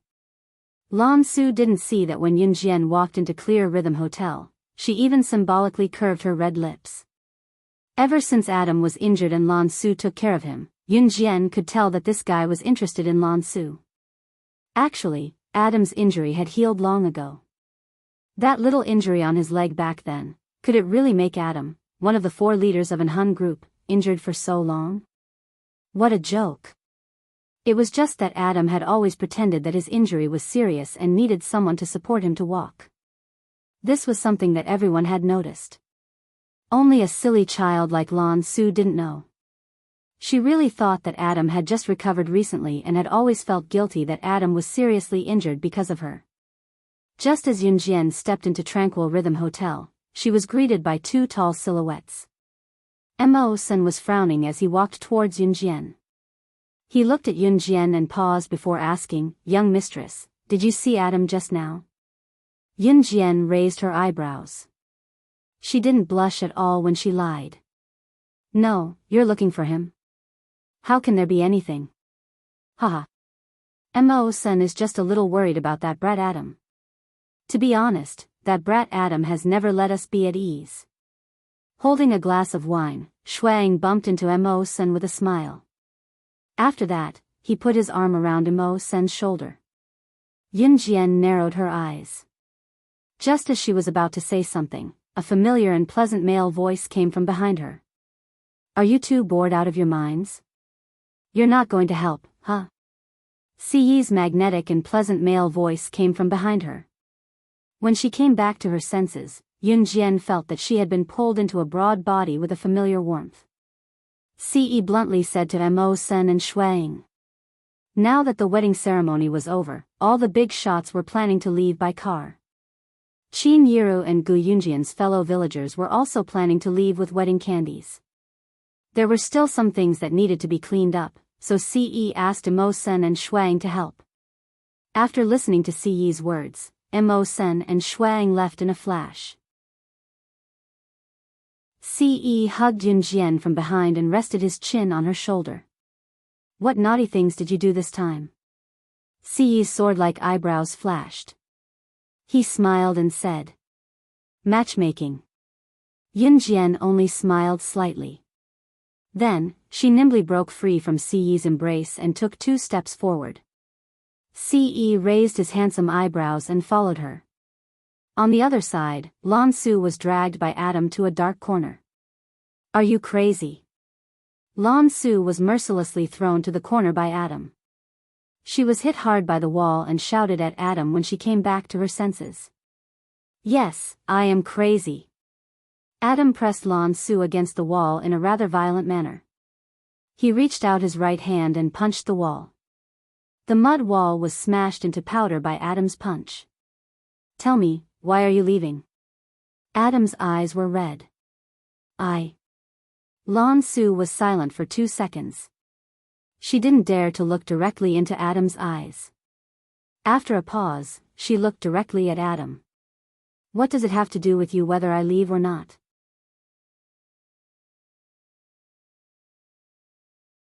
Chapter 1091. Adam felt like he was crazy. He must be crazy right now. When he heard that this damn woman was leaving, Adam felt like his whole world was about to collapse. This kind of feeling was really like one of the things that one loved was about to leave one's side. More importantly, what did this damn woman say? She probably won't come back. Won't come back. Dream on. She wanted to leave. She didn't even ask for his permission. Adam bit Lan Su's lips hard. Lan Su's height was very tall, but in front of Adam, she still appeared very small. Moreover, Adam bent down and kissed her directly. Lan Su didn't even have time to react. By the time Lan Su reacted, Adam was already holding her head and fiercely biting her lips. The 4 leaders of the Inhun organization were all virgins. Don't laugh when you see this. Because not only were they virgins, they still had their first kiss. Probably influenced by Siyi's hatred of women, the 4 leaders of the Inhun organization didn't have a single woman by their side. Even when Shuang represented the Kosha mercenaries to meet other organizations in places like nightclubs, Shuang always kept a distance from women. Therefore, when Adam bit Lan Su's lips, it was extremely awkward. This kiss was like biting each other. When Lan Su was kissed hard by Adam, she almost pushed Adam away at the same time. However, she couldn't push him away no matter how hard she tried. Therefore, she bared her teeth and bit Adam's lips hard, trying to push him away. Tears welled up in her eyes. Whether it was in Yulong mainland or on Earth, Lan Su had always maintained her cold and aloof image. Lan Su didn't purposely maintain this image. It was just her nature. The witches had their own rules. Witches weren't allowed to have too much contact with men. Therefore, Lan Su always kept a distance of a few meters from men. When Adam was injured, it was all her fault. Therefore, Lan Su had planned to support Adam the entire time. This was already the limit. As for today's kiss, it was already against the rules of the witches. As a woman of the witch tribe, she was not allowed to have any symbolic contact with men other than her husband. He couldn't even hold her hand. Adam's kiss scared Lan Su to death. Lan Su did not dare to use the techniques of the Yulong continent on Earth, so she was naturally no match for Adam. The last time he used Yulong land's technique, Lan Su had been unable to make any progress in his cultivation for 100 years. If there was another 100 years, it would be even harder for her to accept than killing Lan Su. Only when one's life was in danger could they use Yulong land's moves. Otherwise, on Earth, Lan Su would never do it even if he had to die. Adam kissed Lan Su for 10 minutes. Lan Su also used her pair of weak and frail hands to slap Adam for a full 10 minutes. She even bit him with all her might. By the time he let go, Adam's lips were already stained with Lan Su's blood. After Adam let go of Lan Su, he saw that her cheeks were full of tears. The witches had their own rules. Lan Su had always abided by them. But today, damned woman, how dare you cry in front of me? Adam saw Lan Su's red eyes and became even angrier. The witches have their own rules. Witches are not allowed to have any physical contact with men. Otherwise, there are only 2 choices. Lan Su didn't look at Adam and didn't say anything else.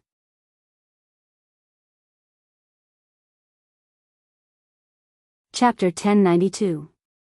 Lan Su had just turned around when she was pulled back by Adam. You still want to leave? Adam's voice was low and deep. There was a hint of, if you dare to leave, I'll teach you a lesson, in his domineering tone. Lan Su's hand was once again grabbed by Adam. She was a bit scared of the current Adam, but she still nodded coldly and arrogantly. Yes. What if I want you to stay for me? Adam's eyes were bloodshot. One of his fists was tightly clenched. He looked at Lan Su's frail body with her back facing him and asked fiercely. I'm sorry, Lan Su lowered her head. She had no choice but to leave. She existed because she was the sorcerer god's guardian. She was the sorcerer god's guardian, and also the sorcerer tribe's guardian. The sorcerer god could choose not to return, but she had to leave. Apologize? Adam suddenly grabbed Lan Su's hand and laughed with bloodshot eyes. Can't have any physical contact with men? To hell with the tribe's rules. I'm going to F***ck you today. Adam suddenly grabbed Lan Su's hand. His grip on Lan Su was shockingly strong. At the same time, he grabbed Lan Su tightly and walked straight to the luxurious suite he had been staying in for the past few days at Clear Rhythm Hotel. Adam did not stay at Dong Ruan's house for the past few days mainly because there was no one at Dong Ruan's house. Everyone from Dong Ruan's family had gathered at Zhang Meihua's house in Xinjiang town. Adam was fortunate enough to have moved out. He chose to stay at Clear Rhythm Hotel where the wedding banquet was held. Lan Su's face turned pale when she heard Adam's last sentence. Are you crazy? If a woman from the sorcerer tribe has any relationship with a man, I can only kill you.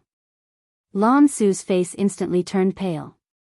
She did not even know why Adam would say something like that to her and do something so outrageous. There's a second choice, isn't there? Adam dragged Lan Su to the entrance of the hotel suite. He swiped the access card and dragged Lan Su inside. There was indeed a second option. If a woman from the sorcerer tribe had sex with a man before marriage, the man would either have to marry her, kill the man, or die.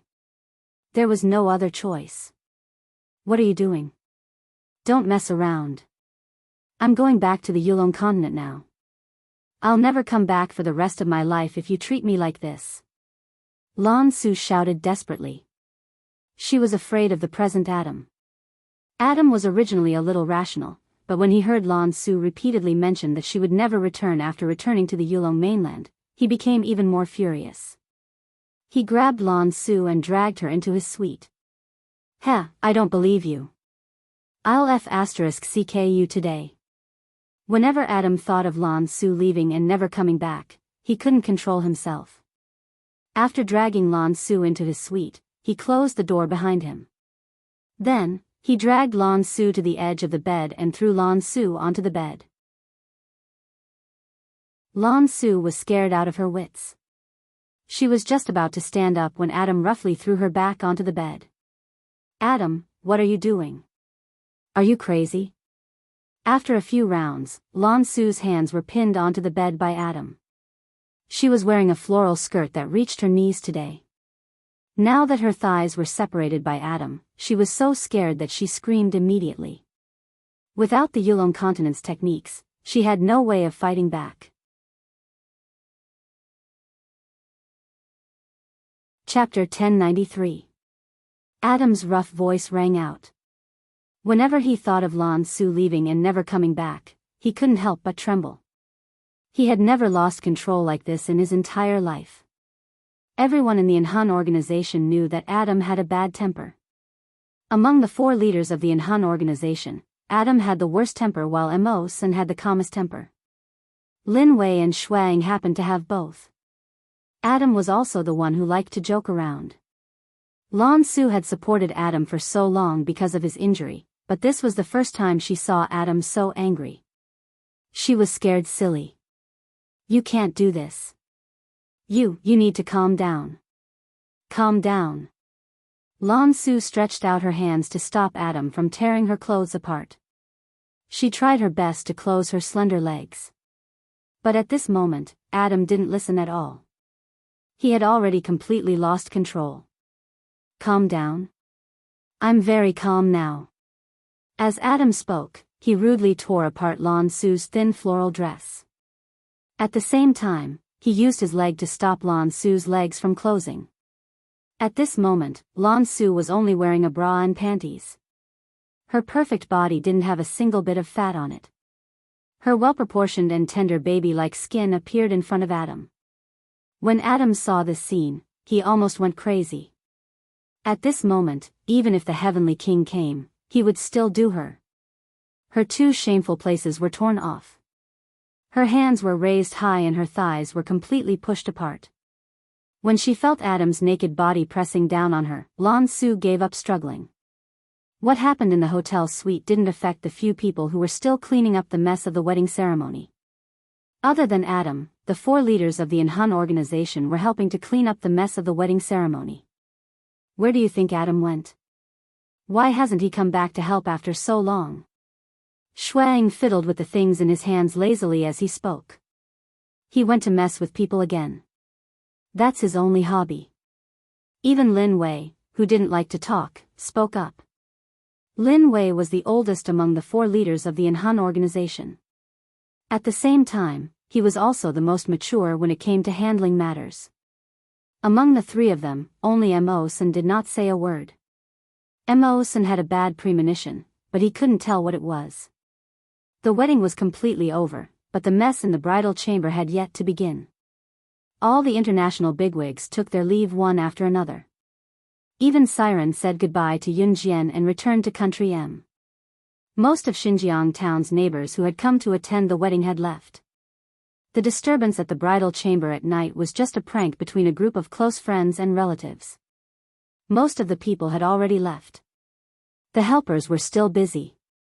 There were many things that needed to be moved back from the wedding ceremony. Yunjian was the only one there, sitting on a bench with her arms crossed leisurely. Ce had already been dragged away by Yun-yi to help. Ce dared not slack off when his future daughter-in-law's brother asked for his help. As a result, the leader of the Inhun organization, the young master of the strongest armaments family in the Cold Pavilion, was now reduced to being ordered around to do work for others. But the most bizarre thing was that he was willing to help. Since Ce was called to help, Yunjian sat alone on the bench. Qinyu had also been asked to help by her brother. Yunjian sat on the stool with one arm leaning against the dining table while her other hand lifted her phone gently to glance at the time on it. It had been less than half an hour since the guests left. Sister Jian. Just as she saw that the time on her phone was 7:00, two silhouettes appeared in front of Yunjian. It was not hard to tell that they were snake, lizard and tiger. Leopard. Let's go. Yunjian turned off her phone, a faint murderous glint flashing across her eyes.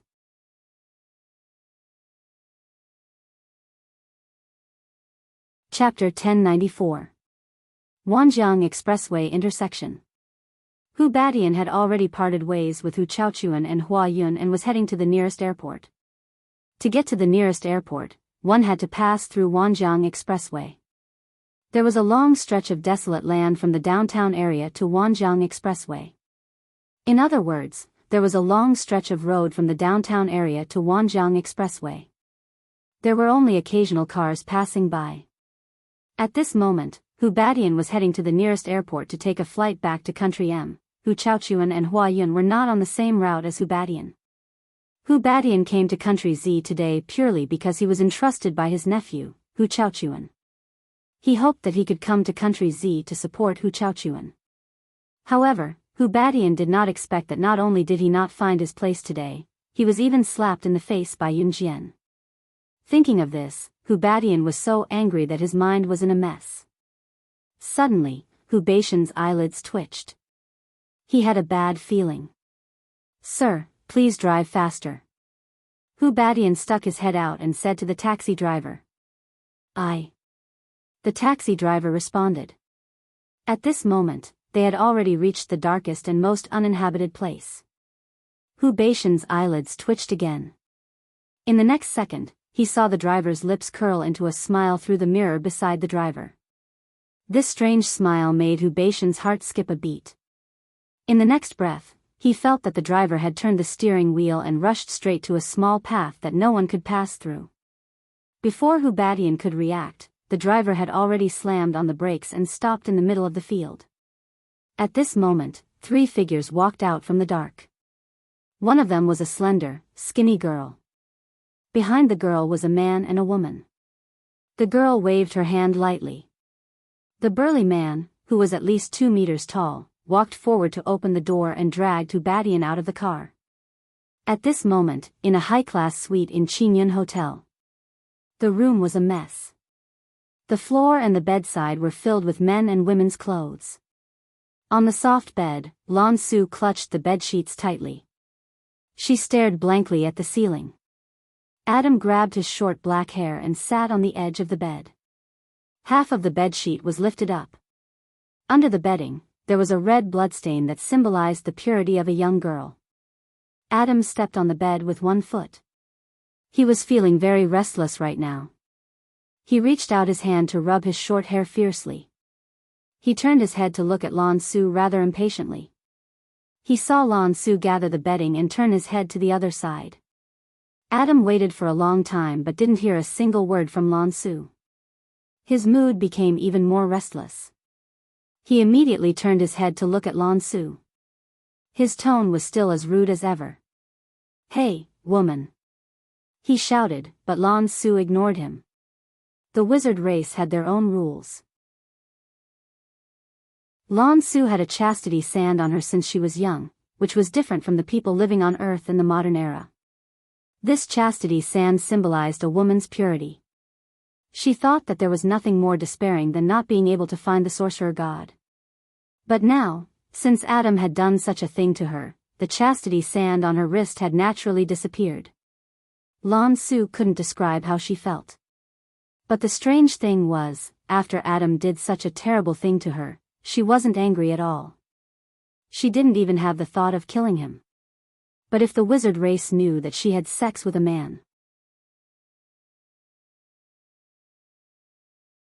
Chapter 1095. Adam felt Lan Su's deep resistance, and his stubborn temper flared up again. Just as he was about to push Lan Su down again, he met Lan Su's teary eyes. Adam was stunned. Fuck, where did I hurt you? Adam hurriedly got up from Lan Su, and then sat to the side. He looked back and forth a few times, but didn't find any wounds on Lan Su's body. His worried look for Lan Su was 10,000 times more exaggerated than when he was heavily injured. Lan Su glanced at Adam, and then turned around to ignore Adam. Seeing this, Adam fiercely slapped his head. He looked at Lan Su, and the words of apology that were on the tip of his tongue couldn't come out. After waiting for a long time, Lan Su finally spoke. Why did you do this to me? You like this? How do you want me to live in the future? Adam scratched his head and remained silent for a long while. In the end, he muttered a muffled sentence. I was impulsive. He, Adam, had never lost control like this before. Damn it. Just as Adam said this, he saw Lan Su, who was lying down with her back to him, slowly reach out her right wrist that should have been marked with the chastity mark. If my clansmen knew about this, they would kill you. Lan Su closed her eyes, and her beautiful eyes flickered up and down. Kill me? Adam raised his eyebrows and asked. Lan Su nodded her head with her back to Adam and said, so let's treat today's matter as if it never happened. Forget about today's matter. I won't marry anyone in this life anyways. Lan Su's soft moans entered Adam's ears, and he immediately remembered how alluring Lan Su's sweet moans were during the intense moments just now. Adam resisted the urge to push Lan Su down again, and reached out his hand to grab Lan Su, forcing Lan Su to look into his eyes. Then Adam resisted the rough words that came out of his mouth. He looked Lan Su in his eyes, and added a hint of sweetness in his domineering tone. Damn woman, you're already like this with me, and you want me to forget today's matter? Not a chance. Let me tell you, your father, will definitely marry you. Adam held Lan Su's face, and said these words in a flustered and exasperated manner. Lan Su originally thought that Adam was only interested in her, so she didn't think about whether Adam would take responsibility for her or not. But when she heard Adam's words, Lan Su stared blankly. Then she saw Adam once again pouncing on her, and planted a red strawberry berry mark to her to the point. Lan Su's up to the point. To marry me, your father, your father to marry you. So you're not to leave. Do you hear me? Although these words were domineering and didn't allow her to refute, Lan Su's heart unconsciously warmed. She actually couldn't help but reach out her hand to respond to Adam, a moment of lingering. At the same time, on a small field road that was quite a distance away from the Wanjiang Expressway. Tiger. Leopard dragged Hu Batian out of the taxi driver's car. Yun Jian looked at Hu Batian with her arms crossed, and her eyebrows slightly raised. You. It's you. What do you want to do? Hu Batian quickly recognized the three people standing in front of him. Weren't they Yun Jian, Snake, Lizard, and Tiger? Leopard? He was so scared that his face turned pale. Snake, Lizard and Tiger. Leopard were the two elders of the Kosha mercenaries. Their status was second only to the Kosha mercenaries' boss. Heh. Yun Jian lightly snorted. She crossed her arms and looked at Hu Batian. After a while, she faintly said to Hu Batian, I don't want to do anything, I just want to settle a score with you. Wah. What? Hu Beishan's collar was grabbed by the tall and sturdy tiger. Leopard, and he trembled with fear as he asked. Do you still remember not long ago when you joined forces with the military organization to plot against my Kosha mercenaries? Yun Jian casually said, and her smile was eerie and terrifying.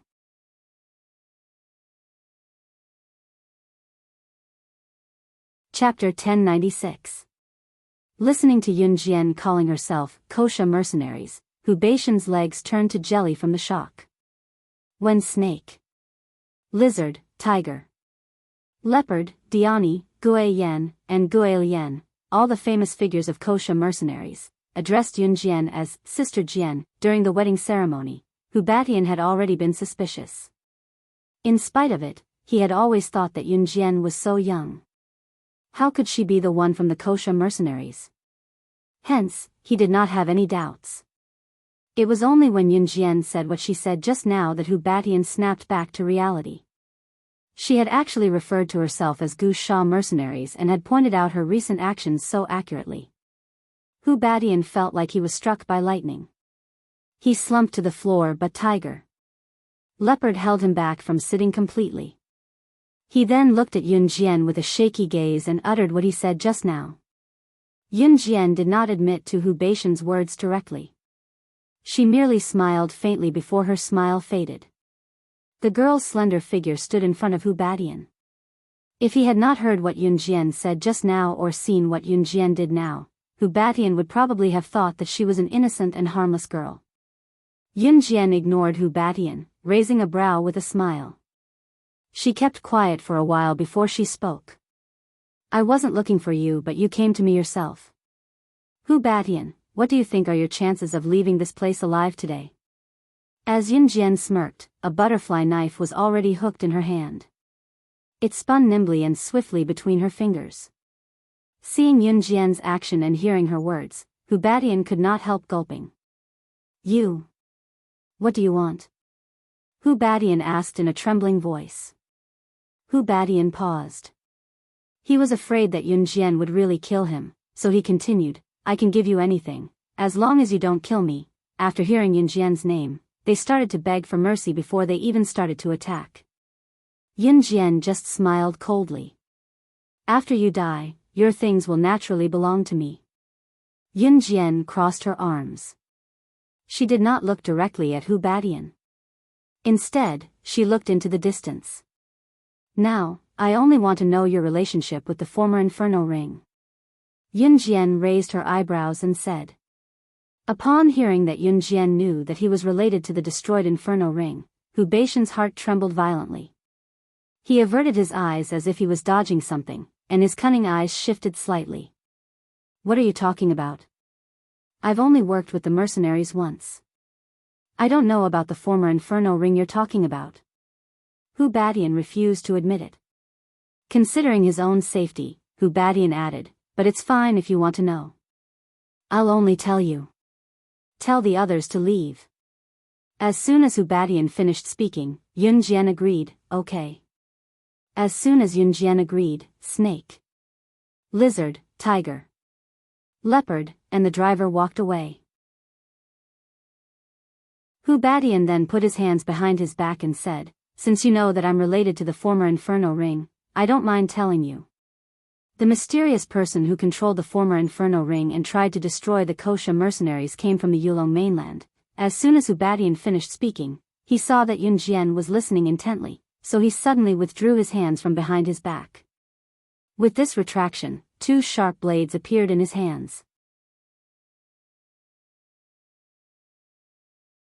Chapter 1097. Just as Hu Batian was about to stab his saber at Yun Jian, a butterfly knife that was several times faster than him followed the trajectory of the wind and struck his heart. 2 seconds before Hu Batian was about to stab Yun Jian with both sabers, the butterfly knife in her hand was 2 seconds faster than Hu Batian as it plunged into his chest. Hu Beishan's eyes widened at the speed of Yun Jian's hand as he glared at the girl who was grinning like the Grim Reaper in the dark. All of a sudden, he felt his chest tighten, and he could feel the butterfly knife stabbing into his beating heart. Hu Badian felt himself leaning backward as he looked at Yun Jian in disbelief, as if he had suddenly understood something. Why? No wonder, why did I die in your hands when I made the first move? So you're really slaying God. No wonder you could really kill me. Before Hu Badian could even finish his sentence, his body had already tilted backwards in an arc. Finally, a second before his consciousness faded completely, Hu Badian heard the last thing he heard in his life as a human. Because I'm slaying God. Because she's slaying God, so you have to die. Right after Yun Jian spoke, Hu Badian closed his eyes forever. Sister Jian. Snake. Lizard, tiger. Leopard, and the driver called out in unison when they came back to look at Yun Jian. The driver was none other than Raccoon, who was skilled in disguise. After Raccoon put on makeup for Qin Yiru and Gu Junjian, he killed Hu Baishan's driver and disguised himself as a man before taking Hu Badian to the highway. That was how the flawless plan came to be. Yun Jian looked at the trio and nodded softly before adding, "Take care of the body." Today's trip wasn't in vain. Today's trip was indeed not in vain, because she found out one thing. Hu Badian had told her a secret before he died. The mysterious person who controlled the former Inferno Ring was from the Yulong continent. Although Hu Badian eventually planned to use this secret to try to kill her, Yun Jian was able to recognize it. The mysterious person who controlled the former Inferno Ring was indeed from the Yulong continent. Now that he knew about this matter, it wasn't hard to let it go. In his previous life, the kidnapping of his younger brother and his subsequent murder were all controlled by the Inferno Ring. The Inferno Ring had already been destroyed by Yun Jian and Ce. Later, he found out that there was someone else controlling the Inferno Ring. Later, a series of things happened to Yun Jian, including various assassination attempts. It could be deduced that all of this had something to do with that mysterious man. Ever since Yun Jian was assassinated, Yun Jian and Ce had never given up on investigating this matter. Especially Ce. Everything Yun Jian knew today was told to her by Ce. Today, she finally knew that the mysterious man was from the Yulong continent. By the time Yun Jian returned to Clear Rhythm Hotel, it was already 7:30 p.m. Most of the things here were already packed and Qin Yiru had already been sent back to Gu Yunjian's house. Many of Gu Yunjian's comrades had also gone to Gu Yunjian's house noisily. They rolled up their sleeves and said that they were going to wreak havoc in the new house. Yun Jian had just gotten out of the car when she saw Ce walking towards her. "Where did you go?" Ce walked over and grabbed her little hand, asking softly. "To kill someone." Yun Jian narrowed her eyes. She said it so softly that only the two of them could hear it.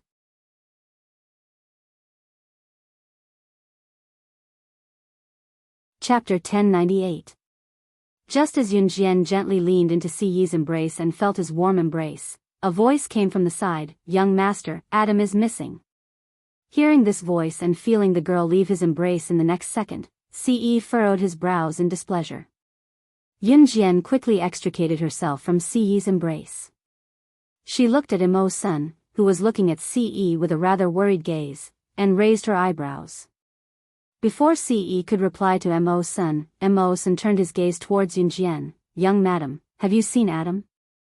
Yun Jian's eyes sharpened. She wiped her red lips and said, "I have." "Where?" Mo-sun asked anxiously. "The hotel's back door." He pulled Lan Su and left. Yun Jian narrowed her eyes. Hearing this, Mo-sun's nervous emotions slowly relaxed a little. "Thank you, young madam. I'll go take a look." Mo-sun finished speaking and turned to leave. "Let's go take a look too." Yun Jian narrowed her eyes. Just a moment ago, she suddenly made a decision, so she decided to go look for Lan Su now. As she spoke, she pulled Ce and walked in that direction. The girl's fragrance assailed his nostrils. Ce was unconsciously pulled along by Yun Jian. Two living people had disappeared here just like that. Yun Jian couldn't just aimlessly continue searching. Thus, she suggested going to the surveillance room of Clear Rhythm Hotel to look for them. After looking through the surveillance, she found Adam and Lan Su's figures. It wasn't strange for a 4-star hotel like Clear Rhythm Hotel to have surveillance. Through the surveillance, everyone present saw the scene of Adam forcefully dragging Lan Su into the hotel's large suite. As for the scene of Adam forcefully kissing Lan Su, because it wasn't near the hotel surveillance didn't record it. Damn, good brat, Adam, this fellow is too ferocious. Don't you have any sense of pity for the fairer sex? Shuang laughed when he saw the surveillance video. His smile was handsome. If it wasn't for the long scar on his neck, Shuang would definitely be the most handsome of the 4 leaders of Anhun. Beside him, Lin Wei saw the surveillance camera, but he didn't seem to be moved at all. Mo Sin didn't say anything, but his face clearly darkened. Just as he walked to the door of the big suite, Mo Sin quickly unlocked the door. Lin Wei and Shuang stood at the door and didn't enter. Yun Jian, however, followed him in. As soon as the door opened, the smell of sex assaulted his nose. Yun Jian raised her eyebrows. Damn, Adam, this brat is really amazing. Shuang stood at the door and saw the messy clothes on the floor. He couldn't help but ridicule again. At this time, Mo Sin had already walked in with a sullen face. Lan Su and Adam were shocked when they saw Mo Senator, of course. Although Lan Su and Adam were naked, their bodies were covered with a thick blanket. When Mo Sin saw this scene, his eyelids only twitched. Then, he shouted at Adam, "Adam, put on your clothes and get out here." With that, Mo Sin turned and left. This was the first time in his life that Mo Sin was so angry. When Mo Sin just came in, Lan Su buried her head under the blanket. They all knew. She was too ashamed to face them. Yun Jian smiled. She stood at a distance and looked at Lan Su and Adam, who were huddled together under the blanket. She looked straight at the bulging Lan Su under the blanket and said, "Don't go back to Yulong mainland first. I'll go back with you during the summer break." With that, she turned and left the room, leaving some space for Lan Su and Adam. As soon as Yun Jian finished speaking, Lan Su popped her head out of the blanket in surprise and joy. "Yun Jian, really?"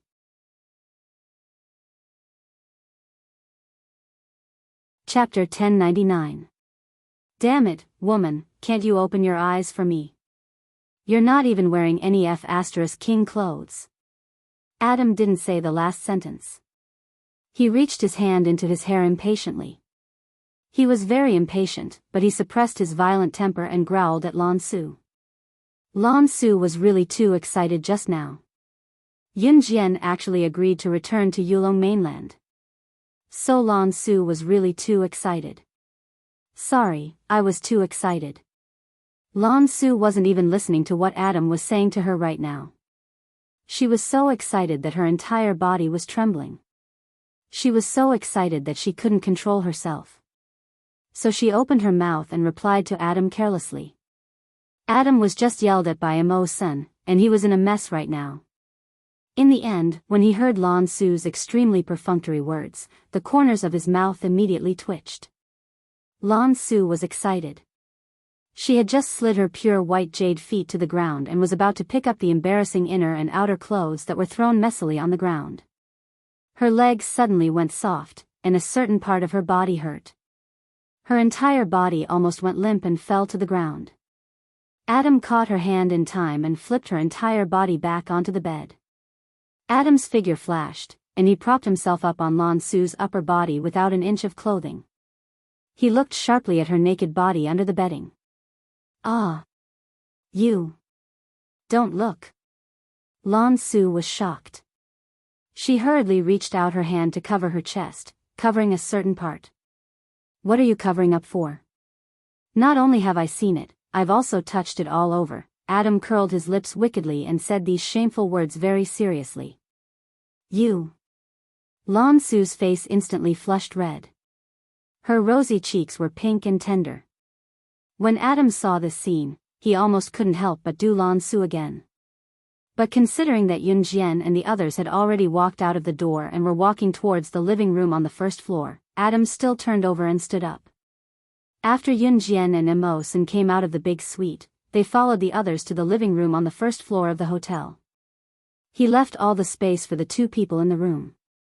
Mo Sen's face was terrifyingly dark. Even Shuang and Lin Wei, two people who didn't understand romance, could feel that the atmosphere was not right. Huh, what's the matter, Mo Sen? Don't tell me you're jealous of that brat Adam? Shuang laughed as he walked in front of Mo Sen, and lightly placed his hand on Mo Sen's shoulder. However, Mo Sen slapped his hand away. Hey, what's wrong? Shuang couldn't understand. He laughed and said, Hey, what's wrong? On the other side, Yun Jian was sitting on a leather sofa in the lounge of the large living room on the first floor. Ce was standing beside Yun Jian. After waiting for a while, they finally saw two people walking down the stairs. Adam, who was dressed in formal attire, walked at the very front, followed by a somewhat embarrassed Lan Su. Seeing Lan Su walking so slowly, Adam turned around and grabbed Lan Su's hand and walked over. Yun Jian raised her eyebrows. She and Ce didn't open their mouths. In terms of emotions, Ce was free to raise Adam and the other three. When Adam pulled Lan Su and walked over, Mo Sen's eyes flashed.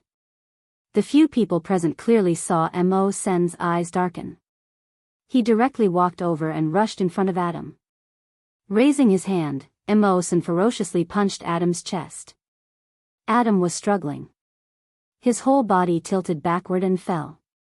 Adam took a few steps back before stopping. Mo Sen, are you crazy? After stopping, Adam covered his chest and looked at Mo Sen in shock. He didn't think that Mo Sen would actually beat him like this.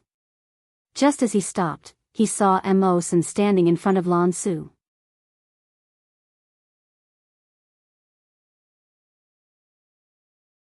Chapter 1100. Lan Su was frightened by Mo Sen's action just now. She saw Mo Sen beat up Adam and stood in front of her. She couldn't help but widen her eyes and stare blankly. Actually, it didn't matter to her whether she was responsible or not, because she still had more important things to do. Lan Su was just about to rush to Yun Jian when she suddenly saw that Mo Sen didn't answer him. He thought that Lan Su was wronged.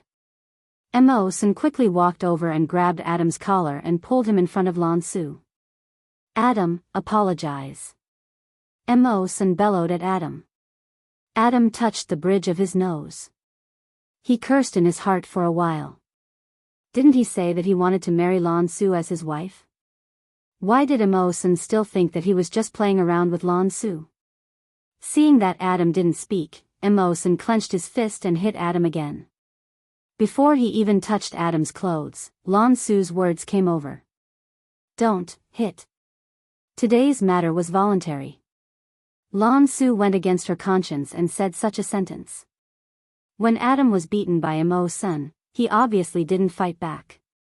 She was really afraid that Mo Sen beat Adam too hard and something happened to Adam. If something happened to Adam, what should she do? Lan Su frowned. She suddenly thought of this. Just when she thought of this, Lan Su immediately loosened her brows. Pay. She still hadn't said that she would agree to be with Adam. Mo Sen's fist rushed to Adam's cool face. He was just about to hit it. Hearing Lan Su's words, he stopped. Adam, don't forget what Mom and Dad said to us before they passed away. In this life, you can only be loyal to one woman. Once you've decided on a person, you have to protect her with your life. Mo Sen clenched his fist and placed it in front of Adam's head. In the end, he didn't hit Adam, but said such words. With that, he turned around and left the place. He quickly walked out of the door of Clear Rhythm Hotel. After Mo Sen left, Adam stood in the same place. He was also silent. Yun Jian sat not far away and watched. When she heard Mo Sen's words, she was surprised and stunned. What's this? What's the situation? Looking at the scene in front of him, Shuang was stunned. Then he very cleverly turned his head to look at Lin Wei. Lin Wei's age was the oldest among the 4 leaders of Hun's group. Of course, even the oldest, he was absolutely not over 30. Actually, Lin Wei was not much older than Shuang and the other two. He was at most 2 or 3 years older, but the aura he displayed was quite mature. Among the 4 leaders of an Hun group, Lin Wei was the first to follow Ce. And Adam. Last was Shuang. Therefore, Shuang didn't know much about Mo Sen and Adam's background. Just as Shuang turned his head to ask Lin Wei, before Lin Wei could reply, Adam took the initiative and said in a muffled voice, "He's my biological brother." So Mo Sen was usually very strict with Adam and especially meddled in Adam's affairs. Ce and Lin Wei obviously knew about this. Both of them didn't move an inch. Shuang was dumbfounded. Yunjian also stood up with furrowed eyebrows. Lan Su on the other side was also very surprised. Mo Sen was actually Adam's brother? But why did Mo Sen and Adam never address each other as brothers in front of others? Just as the few people present were thinking of this, Adam reached out and grabbed Lan Su, walking towards the door. Shuang and Lin Wei saw this, and because they were worried about Mo Sen, they also followed out. So only Yunjian and Ce were left in the hall. Yunjian frowned slightly and looked at Ce. But after 2 seconds of silence, she didn't say anything.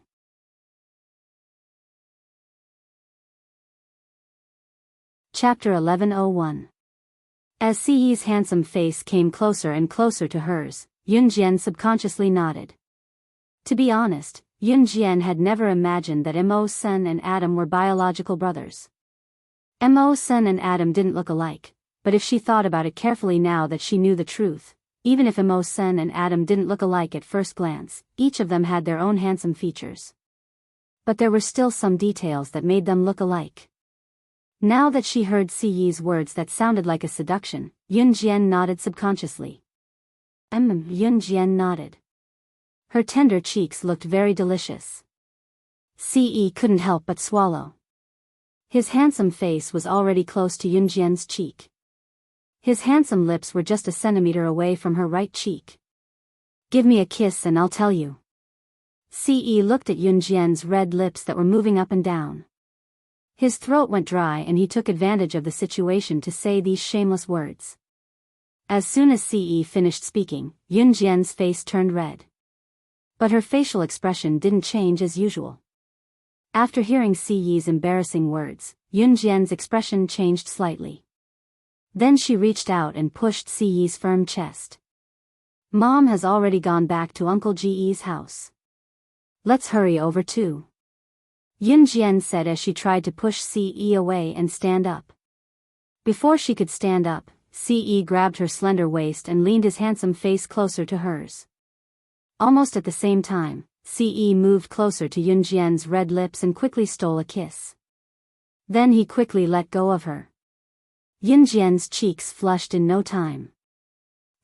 Let's go home." Ce reached out and grabbed Yunjian's lily-white hand. Before Yunjian could say anything, he pulled her towards the hotel's main entrance. Yunjian didn't see that when Ce pulled her soft and smooth hand towards the entrance of Clear Rhythm Hotel, his lips curved up slightly. His handsome lips brushed up and down, as if he was licking the taste of her lips that had just touched the surface of the water. 8:30 p.m. Usually at this time, Qin Yiru would be sleeping with Xiao Yunju and the other two. But today was not normal. Today was Qin Yiru and Gu Yunjian's wedding. In Gu Yunjian's villa. Qin Yiru's relatives had already returned to Xinjiang town.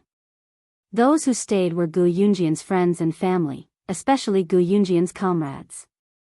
They were all vowing to snatch the brides who had returned to their bridal chamber.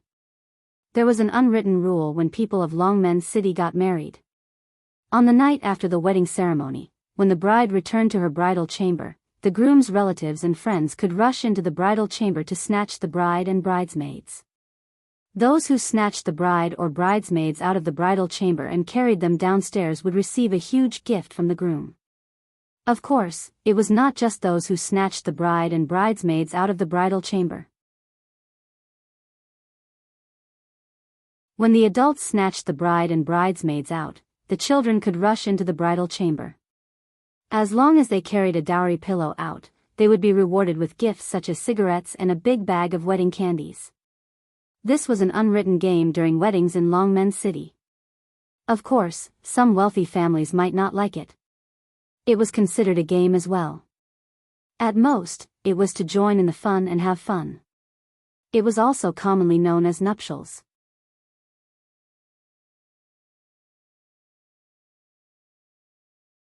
Chapter 1102. Charge. Let's snatch the bride. A large group of people rushed into the villa noisily. It was a spectacular scene. Yun Jian paused for a moment when the group of men rushed into the villa.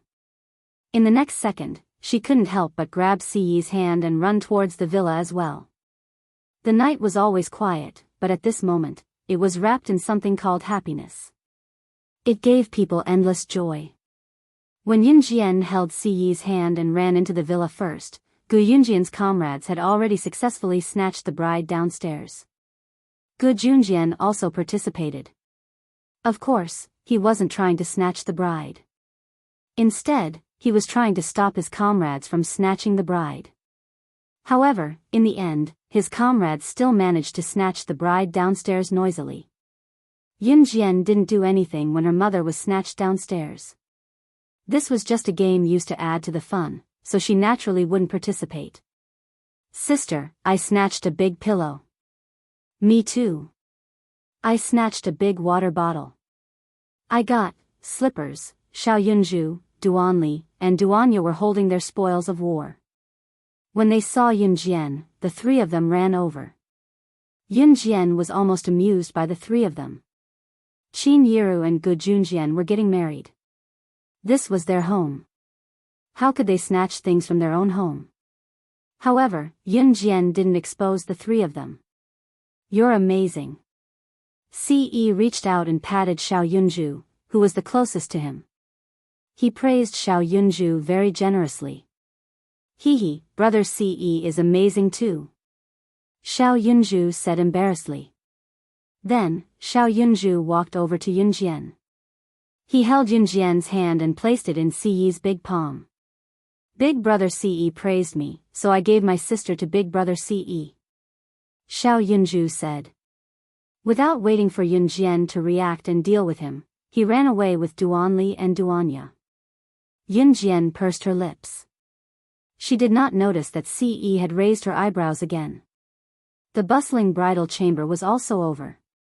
Those who had robbed the bridal chamber also took their trophies, such as wedding candies, cigarettes, pillowcases, and other things, and went home one after another. The night soon quieted down. Logically speaking, Yun Jian should live in Gu Yunjian's house. After all, Qin Yiru was now married to Gu Junjian, so naturally, she should live here with him. However, Ce pulled Yun Jian along and drove the Lamborghini away from Gu Yunjian's house. Qin Yiru was very relieved that Yun Jian was going out with Ce. At this moment, Yun Jian was sitting in Ce's car. After the car drove out of Gu Yunjian's house, it quickly stopped in front of a villa that was very close to Gu Yunjian's house, but was even more luxurious than Gu Yunjian's house.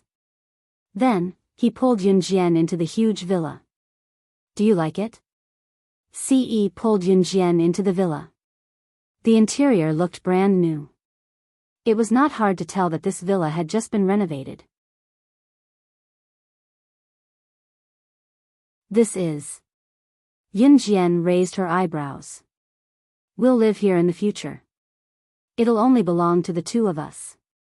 Ce opened the door of the villa and led Yun Jian inside. Then, Ce paused and said, it'll only take 3 minutes to walk to Uncle Ge's house from here. You can go there at any time. So, he had long planned to buy the surrounding land and had people build this villa a long time ago? Yun Jian stared at Ce for a few seconds. At this moment, the surroundings were very quiet. The dim yellow light from the ceiling shone down and enveloped Yun Jian, making her look exceptionally alluring. The door was tightly shut.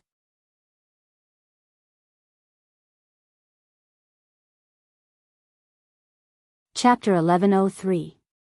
Xiao Jian. Ce was on top of Yun Jian. His manly voice drifted to Yun Jian's side, making Yunjian's rosy cheeks flush even deeper. Get up. I'm going to sleep. Yunjian blushed and pushed Siyi's chest casually, but Siyi pinned her down on the sofa with no intention of getting up. Siyi had already bent down to put his head close to Yunjian's neck, brushing his lips softly across Yunjian's collarbone. Yunjian shuddered. He pressed down on her like this, and she could even feel a certain part of his desire pressing against her embarrassing place, gradually expanding. Xiao Jian. While Yunjian was still in a daze, Ce had already reached her earlobe and kissed her delicately. Don't do this, I still have school tomorrow. Just as Yunjian said that, Ce's large palms had already caressed a certain point of hers. Moreover, his large palm still passed through her clothes and grasped the delicate point of light without any obstruction. Just as Yunjian pressed down on Ce's hand that was moving about, she felt a chill below her. In the next second, Ce had already removed the pants that were covering her legs. His hands caressed her skin gently. His hands were icy cold, causing Yunjian to shudder every time they touched her. Yunjian had to admit that while she resisted Ce, she was also looking forward to it. It was as if she was anticipating something. In the end, Yunjian stopped resisting and allowed him to touch every inch of her skin. Other than the last step, Yunjian was sure that this was the most shameful thing she had ever done in both her past and present life. The next day, Yunjian went back to school as usual. In the morning, it was Ce who drove her to school. After May 21st, the next day was May 22nd. The midterms were set to be in the latter half of June, which meant that the exams would start on June 18th and end on the 20th. These few days, the students in school were crazily memorizing their books in an attempt to make the final push. There were only 3 days left until the midterms. Chen Sini asked Yunjian, Zhang Xiaofeng, Zhang Jian, and Ling Yichen to go to her house to study together. Chen Sini had missed a month's worth of homework due to her suicide attempt a while ago. This was fatal to the students who were about to take the midterms.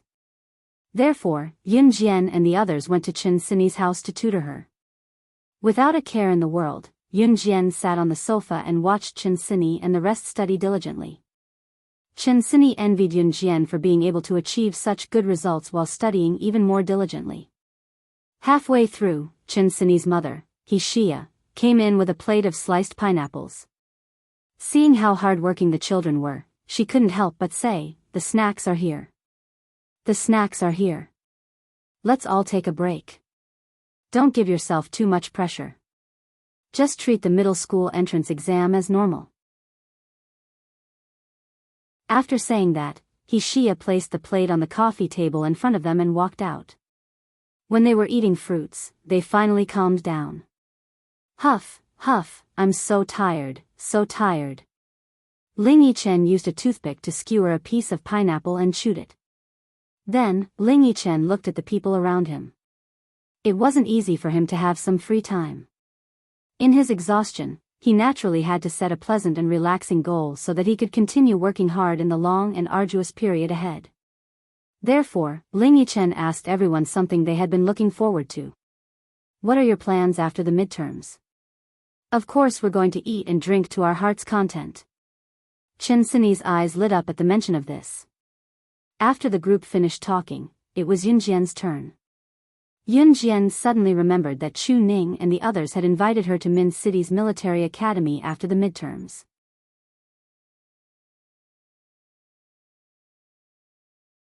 Chapter 1104. Ling Yichen and the rest were well aware that Yunjian would be going to Min City. After all, Yunjian would be going to Min City's military academy after graduation, so it was necessary for her to understand the situation there first.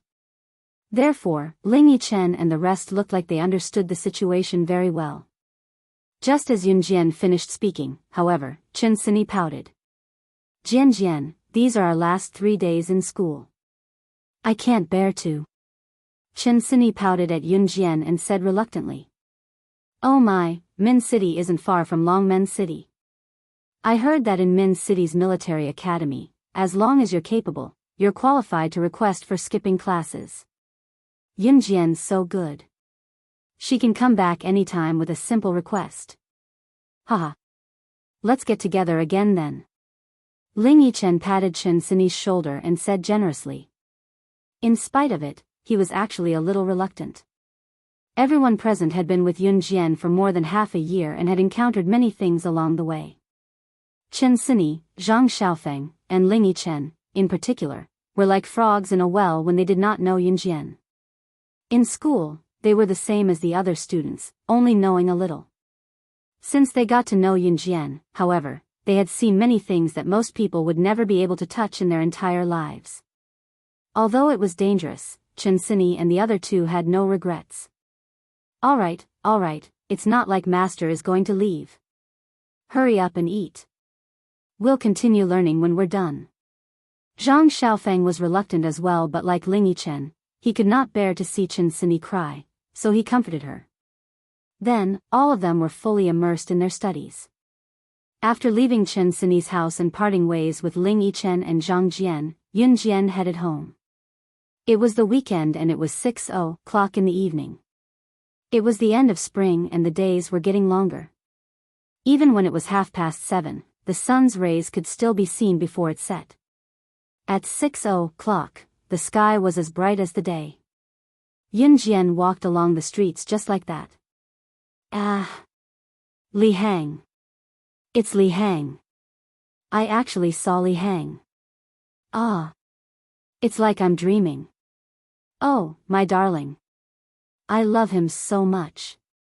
I'm so excited. I actually saw my idol in person. In person. Suddenly, the girl's high-pitched screams came from the front. Then, Yun Jian saw a large crowd ahead of her, blocking her path. Li. Once she heard the name, she remembered who he was. Yun Jian had a good memory. Wasn't this Li Hang the same actor who had hit on her when she went to Baiguang Model Agency to rescue Chen Sini? Judging by the crowd, he should be rather famous as. However, this person wanted to touch her, but before he could, CE broke his wrist. Yun Jian did not have a good impression of this male celebrity called Li Hang. She turned around and was about to leave. Hey, it's you.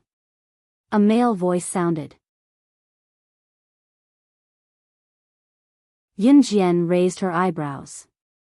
Before she could take a step, she caught a glimpse of Li Hang, who was surrounded by the crowd, walking over. Li Hang's bodyguards pushed the crowd aside, allowing Li Hang to see Yun Jian. When Li Hang saw Yun Jian, he was stunned. In the past few months, a slender figure had appeared in his mind. That person was Yun Jian. Back then, CE broke his wrist, causing him to have to recuperate for a long time. He had been brooding over this matter, thinking that the next time he saw Yun Jian, he would use her as his sex toy. He was going to turn Yun Jian into his venting object and capture CE to break all his meridians. He was going to show CE the despair he felt when he took his woman as his own. Li Hang had been looking for Yun Jian for a long time, but he couldn't find her.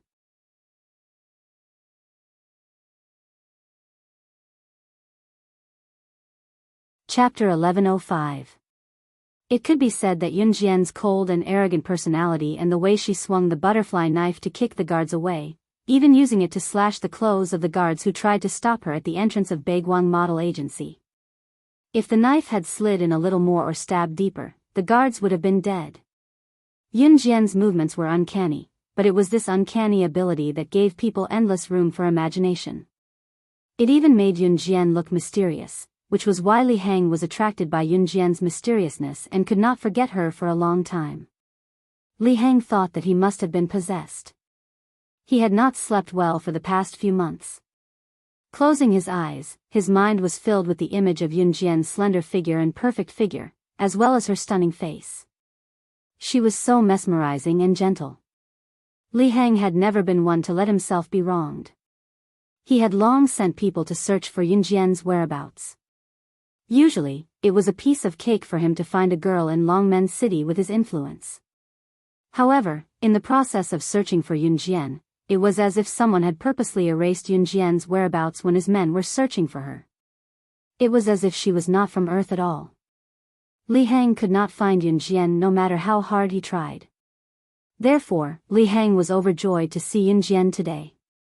When Yunjian saw Li Hang rushing toward her, she narrowed her eyes and curled her lips into a mocking smile, but it was gone in a flash. She didn't pay any attention to Li Hang at all and was about to walk forward. Li Hang felt a blow to himself when he saw that Yunjian was ignoring him. Looking at the group of girls around him, which one of them was not screaming and jostling to rush to him when they saw him? They looked like they did not even care about their lives. What about her? How dare she ignore him? Li Hang was indignant and ran to Yunjian to stop her. "Beauty, why are you leaving when you see me? Have you forgotten about me? We met last time in Baiguang." In order to show off his handsomeness, Li Hang deliberately flipped his short hair. This action of flipping her short hair caused a large group of girls around her to scream. Li Hang became even more arrogant. Although the man who appeared last time was taller and more handsome than him, could he have as many female fans as him? It wasn't that Li Hang wanted to brag, but if he needed it, every single girl standing here would be willing to obediently spread their legs and lie on the bed like a pug, begging him to take them. Li Hang had also slept with a few female fans in the past. Later on, when those female fans got pregnant, he even forced them to have an abortion. One of them even lost her right to be a mother forever because she had an abortion. In the end, Li Hang's manager forced him to do so with money. Li Hang's actions caused the girls present to scream, but it didn't affect Yunjian at all. Li Hang was looking forward to it, thinking that Yunjian would definitely be attracted by his handsome and charming side, like those beautiful female fans of his in the past, in front of Li Hang and all the surrounding fans, including Li Hang's manager. Everyone thought that Yunjian would faint from happiness after being hit on by Li Hang like this. Unexpectedly, Yunjian glanced at Li Hang coldly and said, "Get out of my way. Get out of my way. You're blocking my way." As soon as Yunjian finished speaking, the surrounding people were so shocked that their breathing stopped. She actually spoke to the superstar Li Hang like this? You're tuning into the Biyao's Wuxia Chronicles YouTube channel. Don't forget to subscribe and join us on this journey to catch the most captivating stories.